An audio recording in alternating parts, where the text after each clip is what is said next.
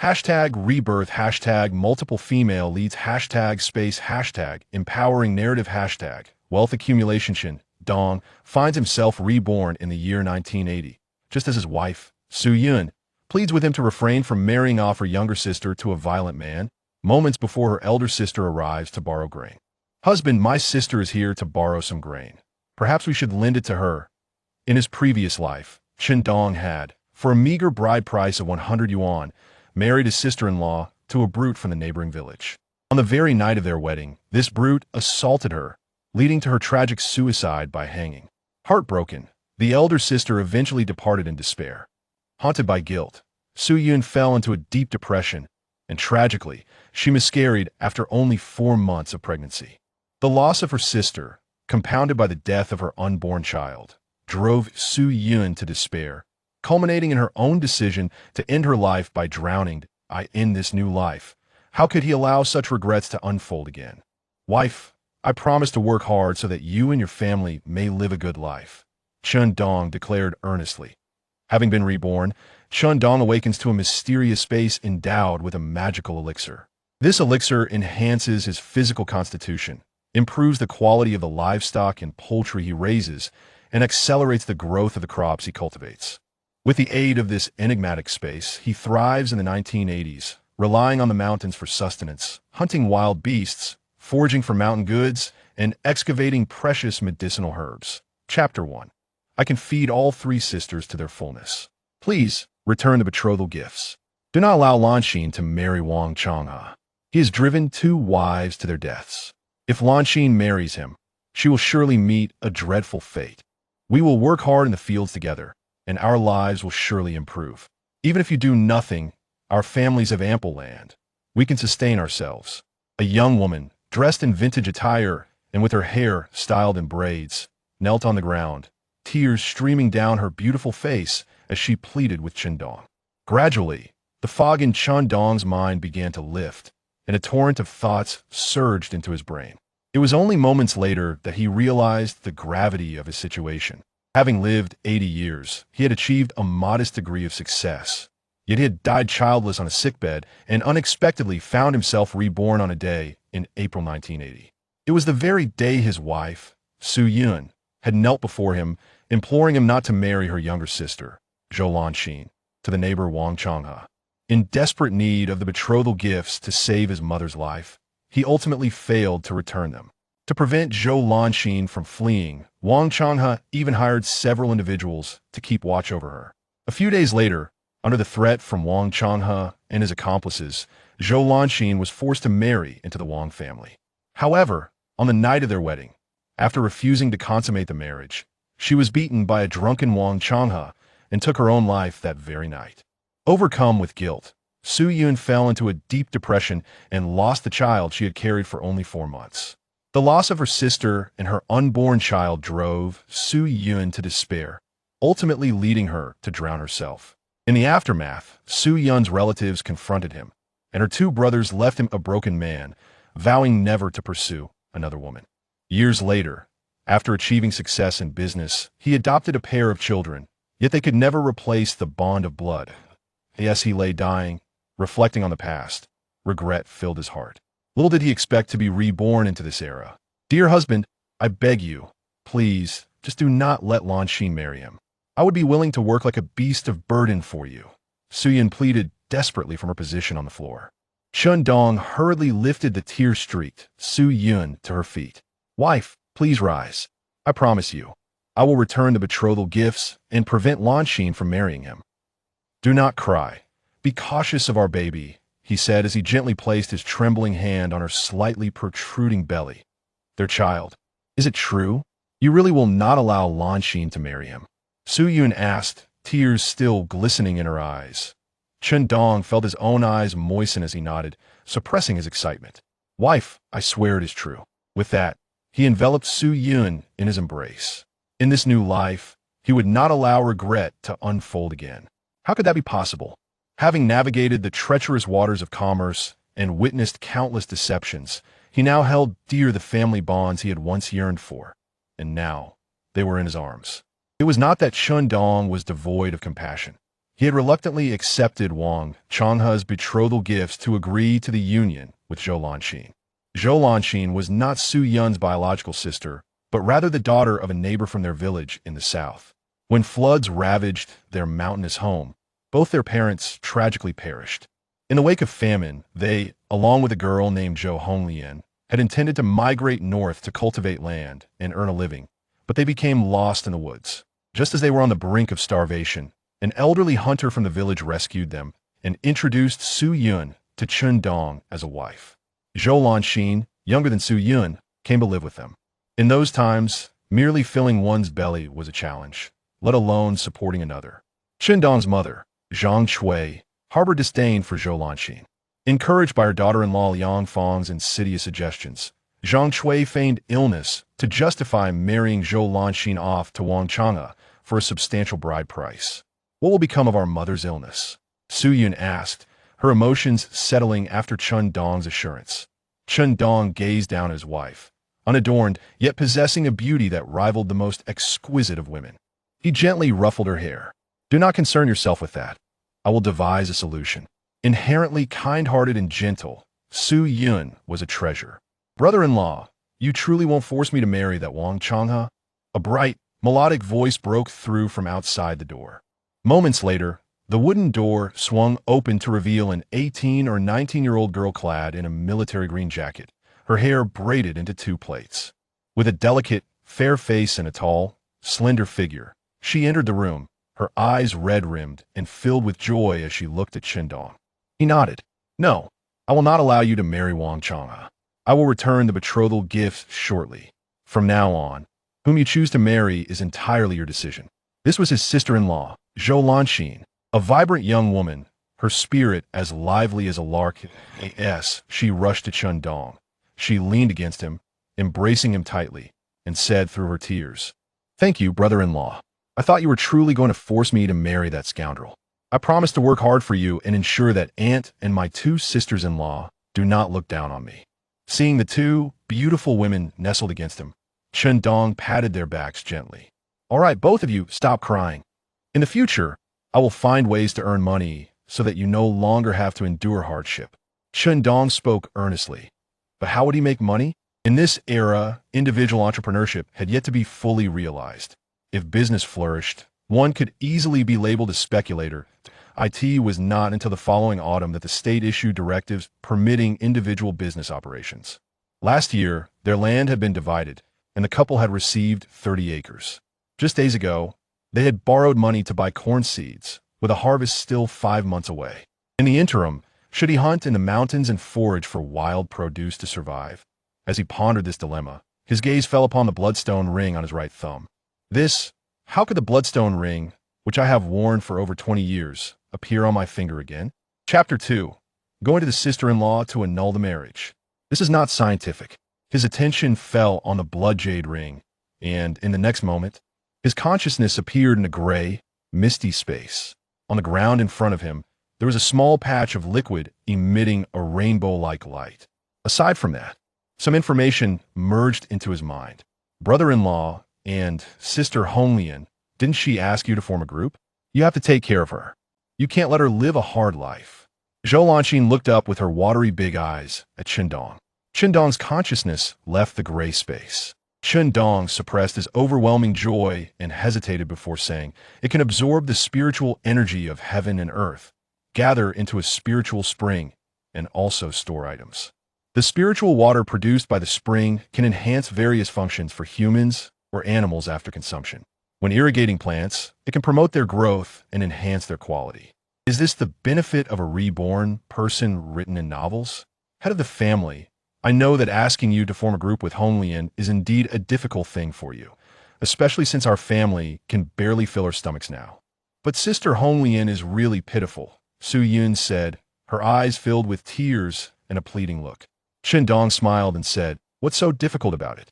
With one more person, I can feed all 3 of you sisters well. Brother-in-law, what do you mean? I consider you my brother-in-law. Zhou Lanxin's face flushed as she mumbled. And after saying that, she shyly walked out quickly. Seeing Zhou Lanxin leave with a flushed face, Chen Dong knew she misunderstood what he said. When he mentioned being able to feed all 3 sisters well, He meant with food, not in that other way. Wife, don't misunderstand. That's not what I meant. Shindong wanted to explain. Teasing his sister-in-law in front of his wife indeed took some guts. Although Zhou Lanxin and Su Yun had no blood relation, he treated her like a real sister. Thinking of the playful and joyful Zhou Lanxin, who had often followed him around for the past 2 years, sweetly calling him brother-in-law, he felt quite remorseful for having sold her for 100 yuan in bride price, leading to her being beaten on her wedding night and then committing suicide by hanging. He thought to himself that he was quite a beast, even if his initial intention was to urgently need money to save his mother, Zhang Chui. Selling her off like that was too cruel. She lived with Su Yun at Chun Dong's house after her parents died, and as an older sister, Su Yun naturally had the right to decide her marriage. Su Yun brushed her disheveled hair and smiled faintly. I know. If you agree to help Sister Honglian, you have to talk to her husband. Brother-in-law has certain requirements. If you help Honglian, any son born will have to take your surname, Jiang. Zhou Honglian married Jiang Daping from the neighboring village. Jiang Daping was quite familiar with Qindong. They had gone to the same elementary school and often encountered each other while hunting in the mountains. Their village was located in the northeast, near the old forests of Changbai Mountain, and to the west was the Ural Prairie, with the border several hundred miles north. Last June, after the three sisters accidentally entered the old forest and were rescued by an old hunter, Zhou Honglian and Su Yun married their respective husbands. Now Su Yun was 23 years old, while Qindong was 25. In rural areas of this era, 25 was considered a late marriage age. Forming a group was a common practice in feudal times when, for example, if the husband was seriously ill or paralyzed and unable to support the family, he would entrust his wife and children to another man to take care of them, of course, in a way that allowed them to live together. Usually, only trusted individuals would be entrusted with such matters. Being a helper was a very demanding task, equivalent to an old ox plowing 2 fields, bearing the burden of feeding 2 families. Therefore, those who knew about these arrangements would not ridicule them, but would instead give a thumbs up to the man. Jiang Daping was an orphan. His parents died early, and he was now 28 years old, while Zhou Honglian was 26. Last year, just a few days before Jiang Daping and his wife were to get married, he had an accident while hunting in the mountains, encountering a wild boar herd and almost losing his life. This year, his health seemed to be deteriorating. Unexpectedly, he wanted Qindong to help Zhou Honglian.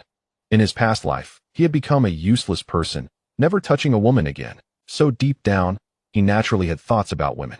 However, just after being reborn, his wife asked him to help another woman, who was also his good sister. To be honest, it was hard for Qindong not to be moved. Wife, what do you think about this? Qindong asked. Su Yun pursed her lips. Sister Honglian is very pitiful. Her husband has over 30 acres of land. If they can get through this half year, it won't be a problem to eat after the autumn harvest. Also, last year, besides his serious injuries from the fall, he also got hurt down there, and Sister Honglian is still a young girl. Of course, if you think helping her is too tiring. Qindong shook his head and smiled. She's also considered your sister. What's tiring about helping her? All right, I agree to this. We'll go talk to them another day. Su Yun had no objections. There was no need for Qindong to be overly cautious. Zhou Honglian was still a young girl. This was no lie. And he was moved. All right, I'm going to find Wang Changhe to return the bride price, Qindong said, hugging Su Yun and gently kissing her forehead. Although he really wanted a woman right now, especially after having been pent up for a lifetime, he remembered that Su Yun was over 3 months pregnant. Qindong decided to hold back. After all, this was a child with his bloodline. Having experienced so much, with his temperament, he naturally could endure. If he and Jiang Daping reached an agreement, he could vent all his energy on Zhou Honglian. Su Yun had a well-proportioned figure, curvy in all the right places. As for Zhou Honglian, her figure was even more alluring, with a curvy backside and ample bosom. Just thinking about it was exciting, with both couples agreeing, and his wife urging him to do this. What was there for Qindong to hold back? About our mother's illness. Su Yun frowned slightly. Qindong said, "You don't need to worry about that. I have my elder brother and second brother. They'll think of something too. We can't rely solely on me for ideas. What you need to focus on now is to not think about anything else. Take good care of your pregnancy and give birth to our child properly. As for the rest, leave it to me." As he spoke, his hand patted Su Yun's body. It was so elastic. Regarding his mother's actions, knowing the truth about the deaths of Su Yun and Zhou Lanxin and the miscarriage of their unborn child made Qindong hate his mother at that time. He even cut off relations with his parents and the families of his elder and second brothers. When his parents passed away, he didn't even attend their farewell. However, as he aged, he gradually let go of his hatred. If he had held on a little longer, thought of a way to raise money, and knowing that marrying her off to Wang Changhe was like sending her to a fire pit, he still let her marry him in the name of filial piety. Watching Chen Dong leave, Su Yun had a strong feeling that the man she hurriedly married was very different from the past. Although he wasn't bad, he wasn't particularly good either. He wasn't very proactive at work and never spoke such responsible words.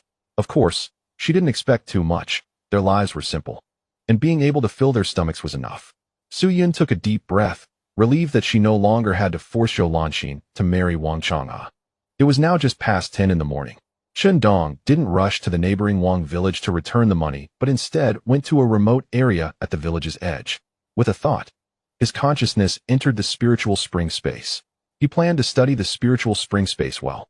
It was roughly a 30-meter by 30-meter by 30-meter space. He grabbed a stone, and with a thought, the stone disappeared from his hand, and he sensed that it had entered the spirit spring space. Soon, Chen Dong used his consciousness to control a drop of spiritual liquid, which appeared in his hand in the next moment. The spiritual liquid wobbled slightly in his hand. Like jelly, he brought it to his mouth, and in the next moment, the spiritual liquid turned into water and flowed into his mouth. As the liquid entered his body, he felt a warm comfort spreading through his limbs. After taking another drop, the warm comfort remained. After taking 3 more drops in succession, he felt a heat rising in his body, which made him hesitant to continue. Although the spiritual liquid was good, his body had a limited absorption capacity. He decided to wait until his physique improved before slowly consuming more spiritual liquid. He also received some additional information in his mind. The spirit spring space could hold a certain volume of animals, but not humans. Animals that entered the spirit spring space seemed to have their time frozen in their consciousness and were unaware that they had been taken in. A big yellow dog ran up to Chen Dong, holding a large mountain mouse in its mouth, wagging its tail and making excited sounds, as if seeking praise. This was his hunting dog, a local hunting breed, which, although somewhat clumsy, had wolf-like teeth and characteristics of a mastiff. "Xiao Huang, you big guy, here is a drop for you." Chen Dong placed a drop of spiritual liquid by Xiao Huang's mouth, and it quickly licked it up, soon showing a blissful expression. It circled around Chen Dong, constantly rubbing its head against his leg. Clearly, it understood that the spiritual liquid was a good thing. "You big guy, I'll give you another drop tomorrow, or else your dog life might be in jeopardy," Chen Dong chuckled. Whether it was an illusion or the significant effect of the spiritual liquid, Chen Dong felt more alert and powerful than before. With a thought, he placed his hand on Xiao Huang. In the next moment, Xiao Huang vanished. In the spirit spring space, Xiao Huang remained in the position it was in when taken, with its eyes open, mouth slightly ajar, tongue out, and drool hanging at the corner of its mouth, time frozen. A few minutes later, he took Xiao Huang out of the spirit spring space, and it was completely unaware of what had happened. "If I encounter fierce prey while hunting, I can directly take them into the spirit spring space and kill them there." This spirit spring space was simply tailored for his hunting needs. If only he could take humans in as well. On his way to Wangzhuang to return the betrothal gifts, Chen Dong contemplated ways to make money. Last autumn, land responsibilities had already been assigned to individuals, but harvesting crops would still take another half year. The People's Commune had basically become a shell of its former self, and being able to eat depended entirely on oneself. Although buying some things still required coupons, at the market, he could use money to buy agricultural products directly from farmers. Even with coupons, purchasing items at the supply and marketing cooperative still required money. Money was very important. He had been hunting with his father since he was a child, and for the past few years, he had been busy earning work points in the production team. Now, he intended to return to his old profession of hunting. However, he planned to prepare for the next few days, mainly to absorb more spiritual liquid to strengthen his physique as much as possible, and to give Xiao Huang a few more drops of spiritual liquid to see if it could become a dog king capable of fighting wild boars and black bears. Before long, he arrived at Wangzhuang. Chen Dong walked into the courtyard of Wang Changhe's house, where Wang Changhe, with a long scar on his pockmarked face, was sitting with 3 others around a small square table, drinking a little wine under the sun. "Oh, isn't this my brother-in-law? What brings you here?" Wang Changhe stood up, shaking his body with a toothy smile. Chen Dong didn't waste time on small talk and got straight to the point. I'm here to return the betrothal money. I think your relationship with Lon Xin is inappropriate, so I will return the full amount of the betrothal. What? Cancel the engagement. Wang Changhe, who had been cheerful, suddenly shouted in annoyance. Chapter 3. Wife, do I have to feed you? Yes, cancel the engagement, Chen Dong stated directly. He saw no need to waste words. Years ago, he had struck his sister-in-law, which led to her suicide on their wedding night. Ultimately, it caused Su Yun to miscarry and to jump into the river to commit suicide, leaving him crippled and childless for life. If his sister-in-law had not died, Su Yun and the child would definitely still be around. Wang Changhe was the root cause of it all. He was known as Wang Matzi because of his pockmarked face and was also called Wang Laosi because he was the fourth son in his family. Wang Changhe had an older brother working in a government office and another brother who was a small leader in a state-owned enterprise, relying on his two successful brothers. He acted tough in the nearby villages. On the surface, he was in the business of reselling coupons, but privately, he engaged in petty theft and even some shady dealings. The so-called shady dealings included tomb robbing. In his past life, shortly after Zhou Lanxin's death, Wang Changhe was arrested for tomb robbing, and during the interrogation, many of his previous petty crimes were revealed. A few days later, he was taken to Dongshan grassland and shot. I say, brother-in-law, you accepted the betrothal money. And now you want to cancel the engagement, just like that? Wang Changhe grinned, acting clueless. His three companions also stood up to speak. That's right. Since you accepted the betrothal money, you must go through with the marriage. Laosi has even dreamed of marrying a wife, and you want to cancel the betrothal? That's nonsense. Exactly. This marriage must go through, Chen Dong replied seriously. The betrothal money is 100. I will return it to you now. And then we will find a matchmaker to explain the cancellation. Saying this, Chen Dong took out a red envelope from his pocket. Inside the envelope were 10 large bills of currency, the betrothal money given by Wang Changhe. I say, brother-in-law, let's talk this over. You must give a reason for canceling the engagement. If you think the betrothal money is too little, we can discuss it, Wang Changhe said with a smile. Just a little over 10 days after the engagement, with such a beautiful bride-to-be, how could Wang Changhe let this opportunity slip away? Chen Dong said, fine. If you want to hear me out, I'll tell you quietly. As he spoke, Chen Dong stepped closer and whispered in Wang Changhe's ear. If you don't want more people to know about the incident on March 25th when you stole 5 bags from the Shilin farm, just honestly cancel the engagement. You should know what kind of punishment you would face if the police found out about stealing state property, right? Upon hearing Chen Dong's words, Wang Changhe's face changed dramatically, and his lips trembled slightly as he asked, what are you talking about? I don't understand.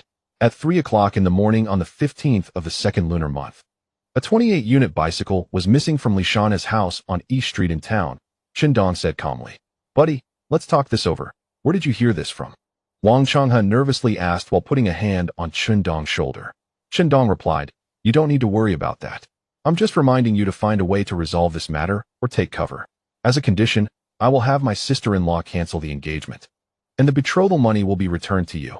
Wang Changhe looked troubled and said, buddy, Lon Xin and I fell in love at first sight. Nonsense. You aren't worthy of her. If you don't cancel the engagement, we can have a serious discussion about this, Chen Dong coldly snorted. All right, I'll cancel the engagement. Wang Changhe quickly replied. He was frightened. If what Chen Dong said became known to the police, a 10 or 8-year sentence would be a light punishment. Stealing state property could lead to being shot. Then Wang Changhe led Chen Dong to meet the matchmaker, and they discussed the cancellation of the engagement and the return of the betrothal money, effectively ending the marriage.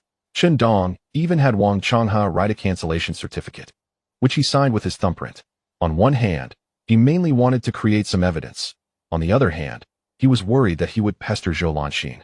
Of course, he probably wouldn't dare to bother Zhou Lanxin. In this day and age, the crime of hooliganism is very serious. Publicly flirting with women can even get you shot. It's not an exaggeration at all. He really wanted to kill Wang Changhe, but he needed to find an opportunity to use the Lingquan space to get rid of him. As for giving him a good beating, that would just attract trouble. If direct confrontation wasn't suitable, then he would play some tricks. He could let Wang Changhe and a few accomplices fight among themselves. If the fight escalated, it would be best to expose the situation early. He planned to wait a couple of days before going to the county police station to write an anonymous tip, mentioning some of the things he knew about Wang Changhe from his previous life. In his previous life, when he was arrested and sentenced, many of the crimes he committed were written on his trial plaque. Whether it was due to being reborn or the effect of the spiritual liquid, his memory was astonishingly good. Having gone through so much, he knew that sometimes using your brain to deal with someone was easier than taking action, and it wouldn't implicate him in any punishment. I've called off the engagement. This is the proof of the annulment.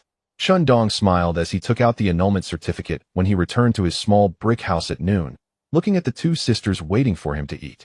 Su Yun took the certificate handed to her by Chen Dong, and Zhou Lanxin leaned in closer. Lanxin, now you can rest assured, Su Yun said with a faint smile. Zhou Lanxin happily said, thank you, brother-in-law. Chen Dong waved his hand. All right, let's eat. For lunch, they had freshly steamed cornmeal buns, scrambled eggs with mushrooms, cold bitter vegetable salad, and wild onions with sauce. The scrambled eggs with mushrooms were placed in front of Chen Dong, with the eggs fried into fairly large pieces. It was late April, the season for foraging wild vegetables, such as tender thorns, ferns, wild onions, and bitter vegetables. During this season, as long as you were diligent and took a good walk in the mountains, it was not a problem to fill your stomach easily. This is also why, whether decades ago or in the 1980s, many people from the four provinces of Shandong ventured to the northeast. To put it bluntly, it's because northeast China is rich in resources, and you can always find something to eat. Wife, you eat the eggs. Chen Dong pushed the scrambled eggs towards Su Yun. Su Yun quickly said, I want to eat. You eat instead. You worked hard during the day. What hardship do I have? Just eat if I tell you to. Even if it's not for yourself, you have to eat well for the child in your belly, Chen Dong said seriously. These days, during the spring plowing, he often went into the mountains with two childhood friends, claiming they were hoping for good luck, but in reality, the three of them were just goofing around, not wanting to do field work. The 30 acres of land his family cultivated was all corn, and Su Yun and Zhou Lanxin had done about 70 to 80% of the work, while he had only done a little. As one of his childhood friends put it, the work in the fields was done by the women, while the men just needed to figure out how to make money outside. The corn planting was finished, but there were still some tasks left in the fields, like leveling the ground and fixing the ridges. I want to eat. Su Yun quickly shook her head. Chen Dong frowned and said, Wife, what is this? Do you want me to feed you? Saying that, he picked up a large piece of egg with his chopsticks and placed it in front of Su Yun. Looking at the egg hanging at the edge of her mouth, Su Yun's eyes became misty. She had originally made the fried eggs for Chen Dong, and she finished eating them with teary eyes. Wife, Lanxin, I will work hard to earn money, and soon you both will be able to eat big fish and meat, Chen Dong said, wiping away Su Yun's tears with utmost seriousness. Head of the family, I believe in you, Su Yun said, her tears flowing even more. Zhou Lanxin looked at Chen Dong with starry eyes. Brother-in-law, I believe in you too. Just as the three of them were eating, two people walked in. The big yellow dog squatting at the door didn't bark because the visitors were Chen Dong's mother, Zhang Chui, and his second sister-in-law, Liang Fong.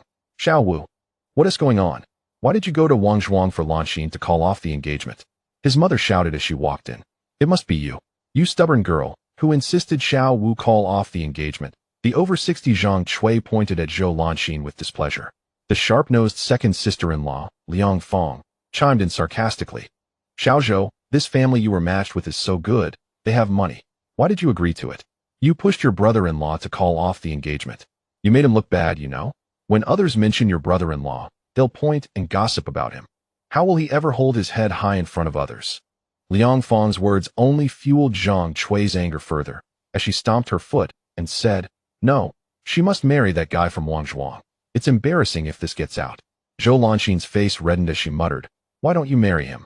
Su Yun looked worried. Mom, listen to me. This is all my fault. Mom, listen.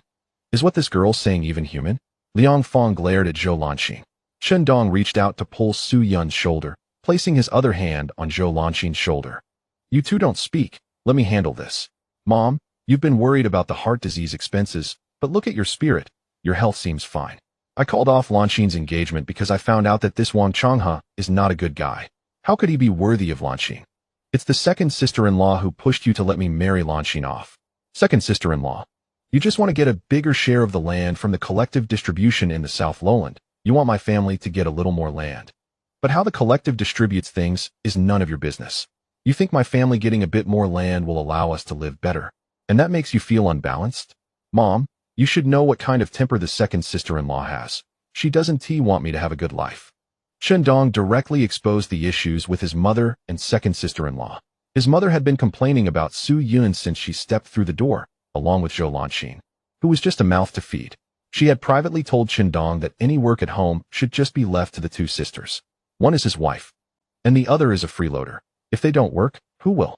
His mother still cared for Qindong, her youngest child, afraid that he would suffer in front of the two sisters. The second sister-in-law was the one fueling the fire, as during the land distribution. Qindong and his wife got land that was more level compared to hers. When they got married, the old couple moved to the small earth house left by Qindong's grandfather, while Qindong and his wife lived in the old red brick house built over a decade ago. At the end of last year, Zhou Lanxin was also registered on Qindong's household registration. Just after the new year, the production team announced that the Southern Lowland developed a couple of years ago would be distributed, with the distribution being for private plots. Each big family would get a piece based on the number of people, and since Zhou Lanxin was registered in Qindong's household, she would definitely get a share of the land. This meant that Liang Fang's family would get less, which made her feel unbalanced. Therefore, she wanted Zhou Lanxin to marry off and move her household registration out. Qindong didn't want to keep talking with his mother and second sister-in-law, so he quickly cut through the confusion. He also subtly shifted the blame to the second sister-in-law, allowing his mother to confront this petty woman directly. Additionally, Qindong guessed that Liang Fang's arrangement for Zhou Lanxin to marry Wang Changhe was also a form of revenge against Zhou Lanxin. When Liang Fang bullied Su Yun, Zhou Lanxin often stood up for her and even argued with Liang Fang. "Xiao Wu, you're just talking nonsense. I was telling your mother about this girl dragging you down." After being exposed, Liang Fang immediately stuttered and spoke with less confidence. Zhang Shui turned to Liang Fang angrily and said, "Second family, why did you poke at me? Forcing Xiao Wu to pretend to be sick and pushing the girl to get married? So it's this matter? Isn't it just a couple of plots of land? You actually went around in circles like this. Don't you think about whether Xiao Wu can have a good life?" "Mother, I didn't mean that. Isn't it you who always says that Xiao Zhou is a freeloader and that Xiao Wu's husband is a burden?" Liang Fang quickly replied. She was still quite afraid of Zhang Shui, her mother-in-law. A few years ago, an unfilial daughter-in-law was reported and taken to the cow shed for confinement.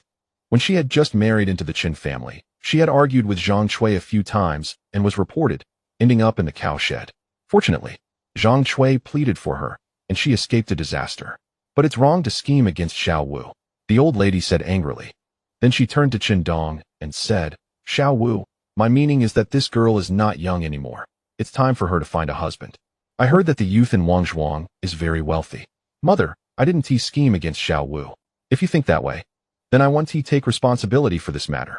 Don't keep mentioning her as a burden in front of me," Liang Fang said angrily. The old lady and the second sister-in-law began to hurt each other with Qindong's few words. But Su Yun and her sister were left confused, especially Zhou Lanxin, who couldn't help but chuckle. "Mother, do you know that his previous two wives, one committed suicide by jumping into the river, and the other died from drinking pesticide? He treats women like enemies. How could I possibly push Lanxin into the fire pit? As for Lanxin, in my eyes, she is not a burden.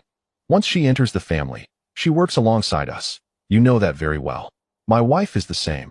She works in the fields much more than I do. I don't care. I'll say it here. I'll protect both of them. If anyone bullies them in the future, I'll make them pay." Qindong said emphatically and stood in front of the two women. The second sister-in-law said sarcastically, "Xiao Wu, are you talking back to your mother?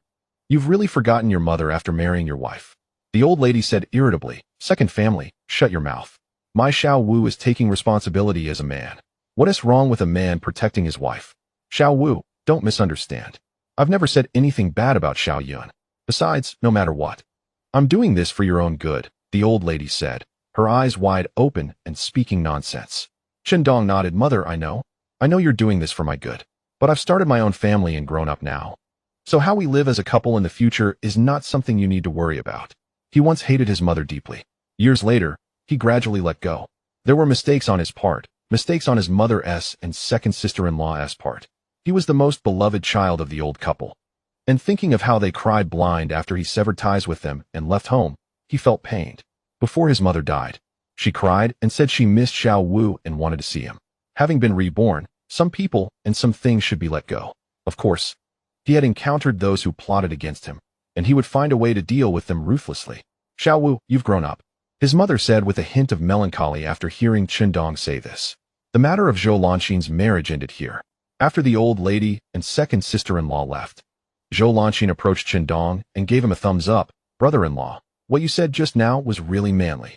Suyin didn't say anything, just silently wiped her tears. Qindong stepped forward, hugged her, and playfully pinched her delicate nose, raising his eyebrows and smiling proudly. So, my wife, are you attracted by my handsomeness? Suyin broke into a smile, crying even harder. If Zhou Lanxin hadn't been there, she would have definitely hugged him. Just now, when he opened his arms to shield them, it gave her an unprecedented sense of security. And his words made her feel for the first time that this man was someone she could rely on. Previously, driven by life's circumstances, she married Qindong to fill their stomachs, so she could only endure. But now, she felt that this man in front of her was worth relying on. Qindong comforted Su Yun for a while, then said he had to find his father for something, and left. Only the two sisters were left at home. Zhou Lanxin couldn't help but say, "Sister, brother-in-law has changed so much today. I've heard others say that sometimes men grow up in an instant." Su Yun said with red eyes, "Brother-in-law's change is too big. It's like he has become a different person." Zhou Lanxin couldn't help but exclaim. Su Yun smiled. "What? Isn't it good that he has changed? If he didn't change, you would have to marry Wang Matzi." "Sister, don't scare me like that. I've already thought it through. If I'm forced to marry Wang Matzi, I might as well die." Zhou Lanxin pouted. Then she whispered, "Sister, are you really going to let brother-in-law help Hong Lianjie?" It was Jiang Dapeng who thought this way, and Hong Lianjie agreed. "She is also a person with a hard life. If we don't help her, how will she survive? As for your brother-in-law, we can only help him more in the future and not let him tire himself out too much. In the countryside, without a man at home, women will have a very hard life." Su Yun sighed with a worried expression. Zhou Lanxin whispered, "Sister, if I get married in the future, and the head of the household also faces the same situation as Jiang Jia, will you let brother-in-law help me too?" "Hee, I'm just joking," Zhou Lanxin said. Su Yun immediately replied irritably, "You little girl, what nonsense are you talking about? You're not even married yet, and you're cursing yourself to have a dead husband." Qindong arrived at the earthen house where his parents were, and just as he reached the door, two northeast hunting dogs, one black and one yellow, wagging their tails, approached him. These two dogs were already over 10 years old, considered old dogs, and his target was these two dogs. Chapter 5, Two hunting dogs in hand. Tiger head double barrel ready. Big black, big yellow, you two sturdy fellows. Qindong reached out to pat the heads of the two dogs. The two dogs circled around him, rubbing their heads against his legs. The black dog is called Big Black, a male, while the yellow dog is called Big Yellow, a female. They were raised by Qindong's father, Qin Laoshu, and were brought back when they were just over a month old, accompanying Qindong as he grew up. In recent years, they followed Qin Laoshu hunting and made significant contributions. They are among the fiercest hunting dogs in several nearby villages, especially Big Black, who is a head-up scent dog.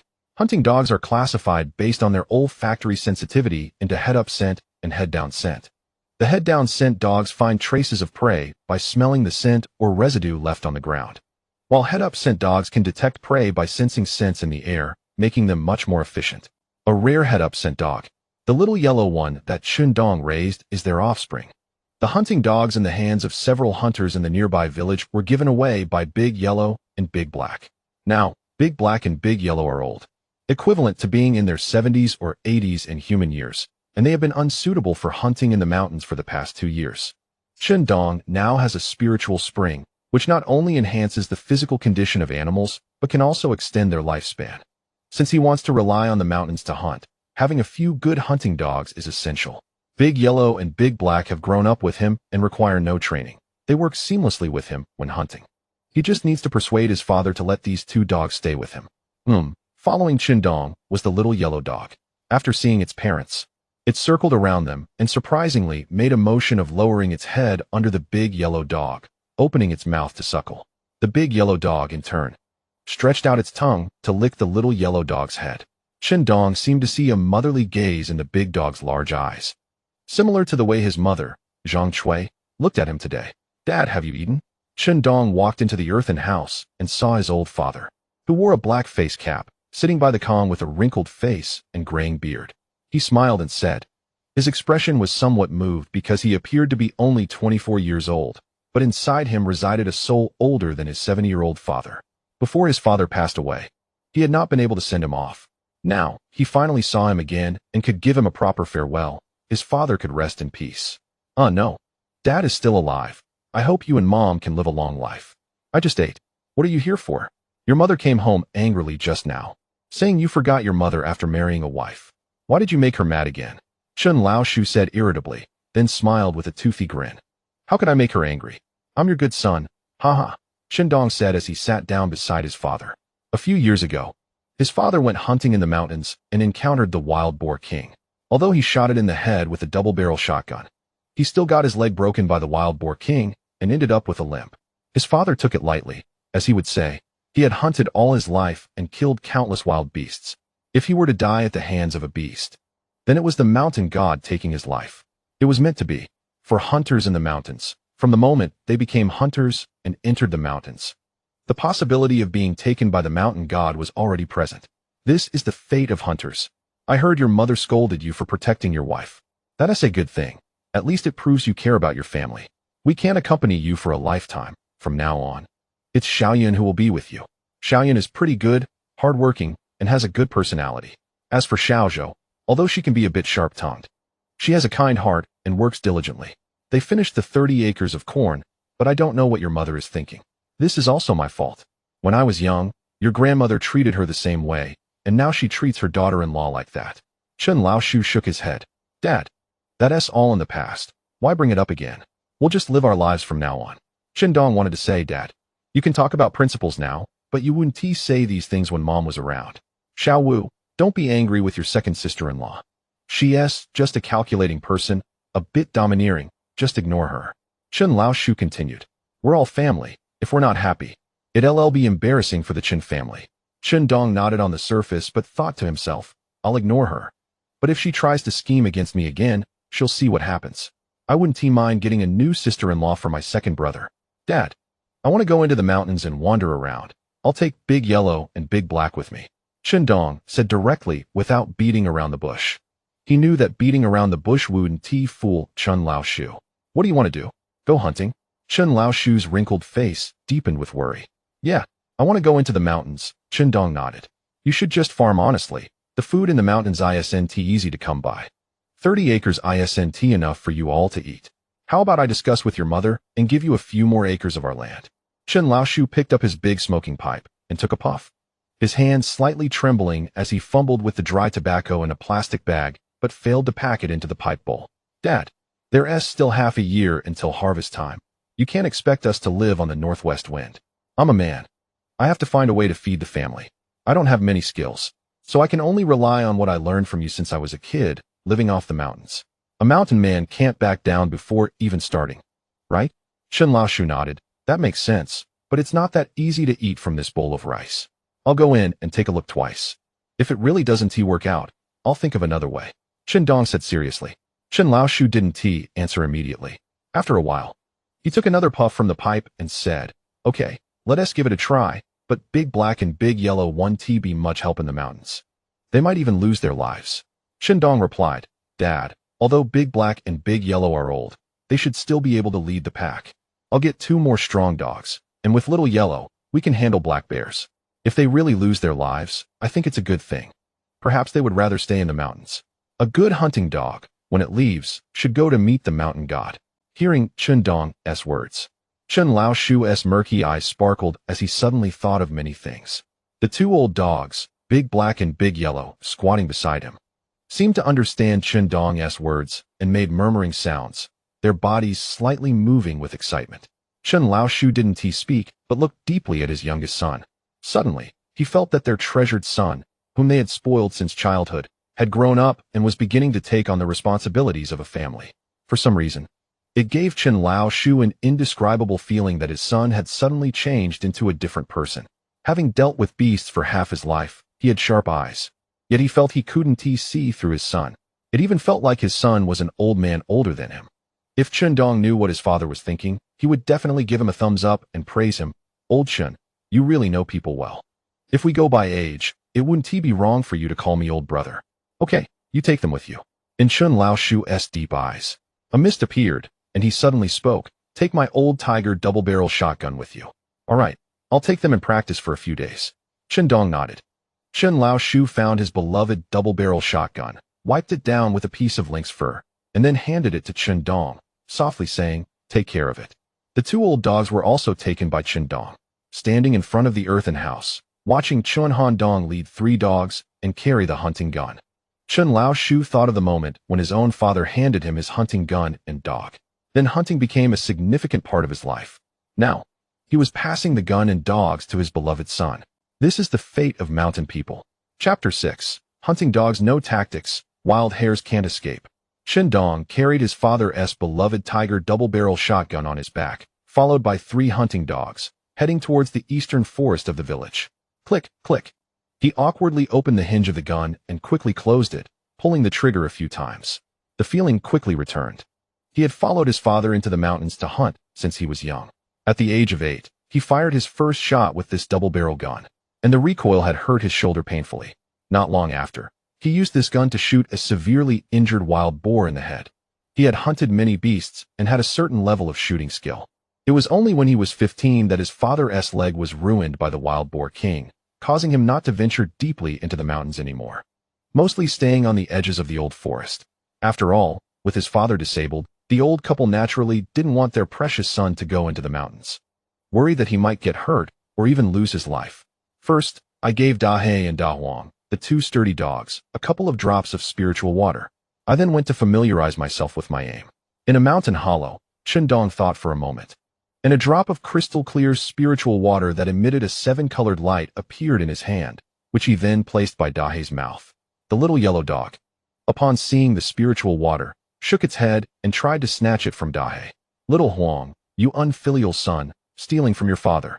Chen Dong scolded little Huang, while Da He, who had already licked the spiritual water into its mouth, stretched out its tongue, looking dazed with delight. He then gave Da Huang another drop of spiritual water, and Da Huang also displayed a dazed expression. Anxious, little Huang jumped around, whining. Chen Dong scolded, "Little Huang, you glutton, just 1 drop a day is enough. If you eat too much, you might burst." Little Huang was a male dog and the king of the village dogs. Many female dogs in the village had been mounted by him, resulting in numerous offspring. Hearing Chen Dong's words, little Huang squatted down, sticking out its crimson tongue, shaking its head, and made a whimpering sound. Da He and Da Huang, the 2 old dogs, imitated little Huang, shaking their heads and making whimpering noises. After drinking a drop of spiritual water, they knew it was a good thing. However, the information about the spiritual water that appeared in Chen Dong's mind made him realize that he could take 2 drops a day, while the dogs could only have 1. Overindulgence would harm their bodies. Good things are great, but one shouldn't be greedy. "Let's go. Let's take a stroll in the mountains." Chen Dong waved his hand. Following Chen Dong's command, Da He and little Huang, the 2 male dogs, raised their heads and quickly dashed ahead into the forest. As for Da Huang, it followed closely by Chen Dong's side. Da He was an exceptional dog, fierce in battle, and very accurate and deadly. Da Huang, however, was the queen of hunting dogs in the area. Having participated in several hunting missions with the production team in the forest, it constantly barked to command the other dogs during fights with wild beasts, leading them to engage and attack. As the queen of hunting dogs, Da Huang knew that the little master in front of it was the one it needed to follow closely. Meanwhile, Da He and little Huang were running around joyfully, especially Da He, who hadn't been into the mountains for a long time and had become a house dog. "Good dog." Chen Dong patted Da Huang on the head. Da Huang nudged against Chen Dong's leg, keeping its head up and its eyes alert, watching the surroundings. Chen Dong opened the winch behind his double-barrel shotgun, loaded 2 lead shot shells, reset the barrel, and pulled the firing pin. He hoped to encounter some unsuspecting prey to reward with a couple of lead shots. The Tiger Head double-barrel shotgun, modeled after Soviet hunting rifles, was favored by Northeast hunters. It had both buckshot and slug modes. This gun used 16-gauge shells, including lead shot and steel pellets. The lead shot spread densely, suitable for killing small animals like wild chickens and rabbits within 20 meters. The steel pellets had a longer range of about 30 to 50 meters and were effective against medium-sized game like wild boars and deer. The slug mode, using a single projectile, had a range of 80 to 100 meters and was suitable for long-range shots at medium to large animals, with strong penetration, though very few hunters used slugs. Old Chun had given Chen Dong over 200 rounds of ammunition, mostly lead shot and steel pellets, along with more than 20 slugs. This double-barrel shotgun was a bit limited. Not only was the range short, but it could only fire 2 shots at a time before needing to be reloaded manually.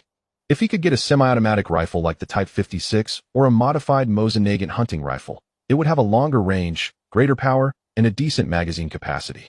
Holding the Tiger Head double-barrel shotgun, Chen Dong couldn't help but think to himself.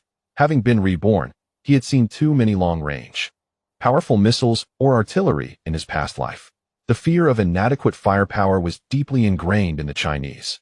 It was already spring, and some animals in the old forest, having been hungry all winter, were now quite active. With spring arriving, it was also mating season, making it not difficult to hunt for game in the mountains. Chen Dong looked towards the depths of the old forest. The towering mountains dozens of miles away were strikingly visible. There was still snow on the high mountains. And not only on them, but there were also some patches of unmelted snow in shady corners. However, looking around, the scene was vibrant with spring. Everything was green and full of life. But under this lively spring atmosphere, for those living in the mountains, it was fraught with danger. The wild beasts, having gone hungry all winter, were beginning to come out in search of food. Some of these beasts were quite fierce. Woof, woof, woof. Dahe and Little Huang's barking came from ahead. Woof, woof. Da Huang perked up its ears and, facing the 2 dogs, opened its mouth to emit a series of low-frequency sounds. Did they find a wild beast? Chen Dong, holding the double-barrel shotgun, was eager to try. He saw Dahe quickly dart into the thick bushes. Little Huang, meanwhile, crouched down on the other side. When a gray figure darted out from the bushes, Little Huang suddenly charged forward, catching up to the emerging shadow in just a few breaths. Squeak, squeak, squeak. A sharp sound echoed. Little Huang quickly shook its body, wiggled its rear, and ran back to Chen Dong, holding something in its mouth. A big fat wild rabbit. You 3 did well. If you catch more game today, I'll feed you spiritual water again tomorrow, Chen Dong said, lifting the fat rabbit that Da Huang had brought by its ears, weighing it slightly in his hand. It seemed to be around 6 or 7 pounds, soft and plump. He could stew the rabbit for dinner to improve the meal for his wife and sister-in-law. Little Huang seemed to understand Chen Dong's words, wagging its tail happily before running back into the bushes. Woof, woof, woof. Dahe barked again at the bushes. Da Huang emitted another low-frequency sound. Little Huang repeated the same tactic, crouching down on one side of the bushes. Dahe shook its head and charged into the bushes once more. Again, a gray shadow jumped out. Little Huang pounced forward, biting onto the gray shadow. Another wild rabbit was caught. Chen Dong was delighted and couldn't help but praise the perfect cooperation of the 3 hunting dogs. The hunting dogs had tactics, and the wild rabbits stood no chance. Chapter 7. Sister-in-law. Brother-in-law, you are too amazing. The 3 dogs worked together, one issuing commands, one driving the prey, and one lying in ambush to chase. They caught 2 wild rabbits consecutively, demonstrating perfect teamwork. Little Huang, being young and strong, was the most suitable for the task of ambushing and chasing due to its speed. This illustrated a saying commonly spoken by mountain hunters: a good dog is rarer than a good hunter. In the eyes of mountain folk, hunting dogs are not just partners for hunters, they are crucial for ensuring a good meal from the mountains. While it might be too absolute to say one relies solely on hunting dogs to hunt, the importance of hunting dogs is undeniable. For clever and fast animals like wild rabbits, they can either be trapped or chased down by skilled hunting dogs. Relying solely on a shotgun to shoot them can be quite challenging, with a low success rate. It is far more effective to use hunting dogs to surround and capture them. But this is a pregnant mother rabbit. Let it go? Chen Dong released the second wild rabbit that Little Huang had brought, as it was a pregnant mother rabbit. We don't hunt pregnant rabbits. As a mountain dweller who relies on hunting, we do not hunt pregnant female rabbits during March and April.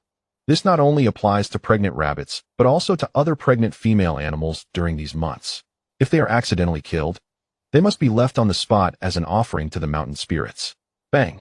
Chen Dong quietly sneaked to a large pine tree not far away, then aimed his gun at a capercaillie perched on a branch about 10 meters up and pulled the trigger. Flap! The capercaillie was hit. It flapped its wings and fell from the tree. Xiao Huang was the first to pounce, catching the bloody capercaillie and running back to Chen Dong. It proudly made a series of excited sounds, wagging its tail. Dahe walked up to Xiao Huang, pressing one of its front hooves on Xiao Huang's head, making sounds like a grunt, while Xiao Huang lay on the ground, resembling a son obediently listening to his father's teachings. One capercaillie in hand. Another meal for the wife and sister-in-law. whether due to being reborn or from the effects of the spiritual liquid that enhanced his body. Chen Dong not only gained strength and endurance, but also significantly improved his sensory abilities. He could clearly hear subtle movements within a radius of 20 to 30 meters. And his eyesight had greatly improved. Exceptional hearing and vision provided a significant advantage to hunters during the hunt. For example, he keenly heard noises coming from the tree and, upon focusing, spotted a capercaillie jumping among the dense leaves several dozen meters away. Additionally, his reflexes and judgment had greatly improved, allowing him to aim and shoot the jumping capercaillie accurately. Although the lead shot had a wide coverage area, his reflexes were also crucial.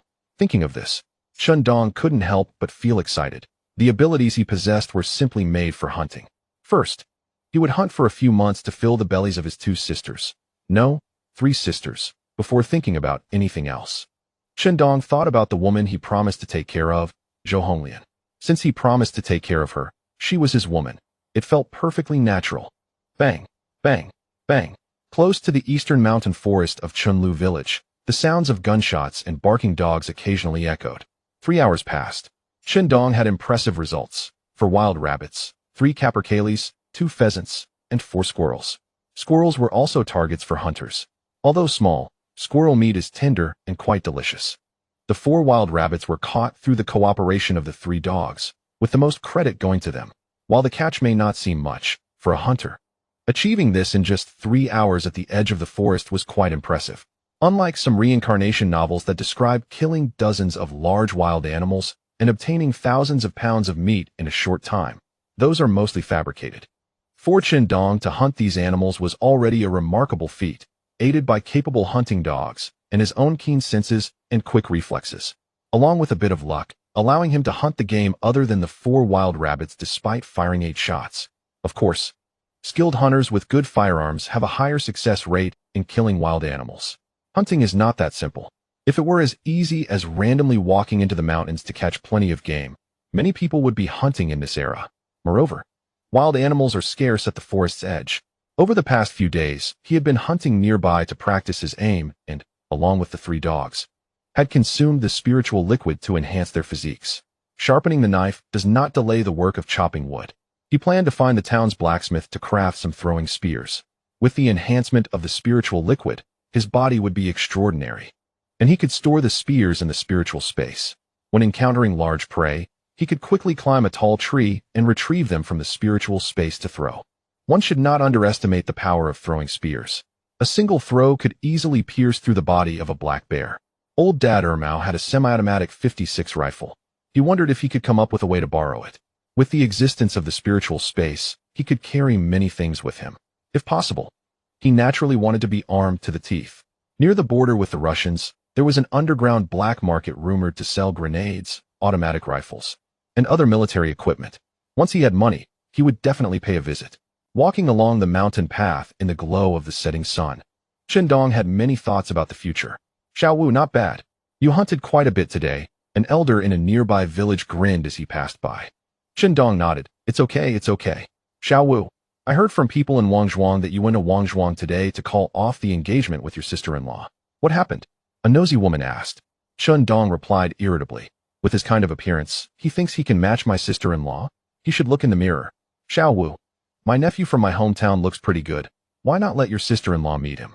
Annie-er, are you talking about that lame nephew from Luozhuang? Go away. Xiao Wu, are you interested in your sister-in-law? Anyway, she's not your real sister-in-law, just a fellow villager who escaped with your wife. Hee, Xiao Wu, you definitely have your eyes on your sister-in-law. Old San, go to hell. I might as well have my eyes on your mom. On the way home, he encountered a group of villagers chatting in the courtyard. Some joked about Chen Dong, and he didn't hold back, retorting and cursing as needed. In his previous life, before Su Yun died, he wasn't particularly bad, but wasn't particularly good either. Spoiled by his parents since childhood, and with 2 older siblings indulging him, he naturally developed a somewhat overbearing personality. He and 2 childhood friends in the village were like aimless street dogs with nothing to do all day. However, he had never committed any criminal acts like stealing chickens or dogs. His parents taught him that the bottom line was not to steal or rob, while some minor flaws would straighten out with time. Xiao Wu, you really got lucky today with the hunting. Let's go to my house. I'll have my wife stew a pot, and we'll invite De Fei and Ermao to join us. A young man with a flat head and a round face approached Chun Dong with a grin. This was Chun Dong's good friend, Chun Ziqiang, affectionately called Xiangzi or Sanqiang. Chun Dong pushed his hand off his shoulder, thinking, "What are you talking about? My wife is still waiting for me at home. She's pregnant. And I need to bring her these things to nourish her. If you're craving something to eat, go hunt for yourself." After saying this, he carried his catch and headed home. From now on, he would reject ineffective friendships and focus on raising his wife and children, along with his two sisters-in-law. Has Xiaowu been kicked by a donkey? Now he knows to care for his wife. Xiangzi scratched his head, watching Chun Dong's back, feeling something was off. Soon, Chun Dong returned home. As soon as he entered the yard, he shouted, "Wife, come look. See what I brought you." Su Yun, who was cooking with her sister Zhou Lanxin at the stove, stepped out, brushing her disheveled hair aside. "What is it?" When she saw the large fat rabbits and several wild chickens and capercaillies that Chun Dong was carrying, she was pleasantly surprised and exclaimed, "Husband, where did you get these?" "I took my dad's gun and went hunting on the eastern mountain. I got all this in the afternoon. What do you think? Am I impressive or what?" Chun Dong raised his eyebrows with a hint of pride. Zhou Lanxin, his sister-in-law, came out of the kitchen holding a firewood stick, cheerfully exclaimed, "Brother-in-law, you're amazing." Chapter 8. Mom, am I still your good son? Ha ha, ha ha, I must be impressive.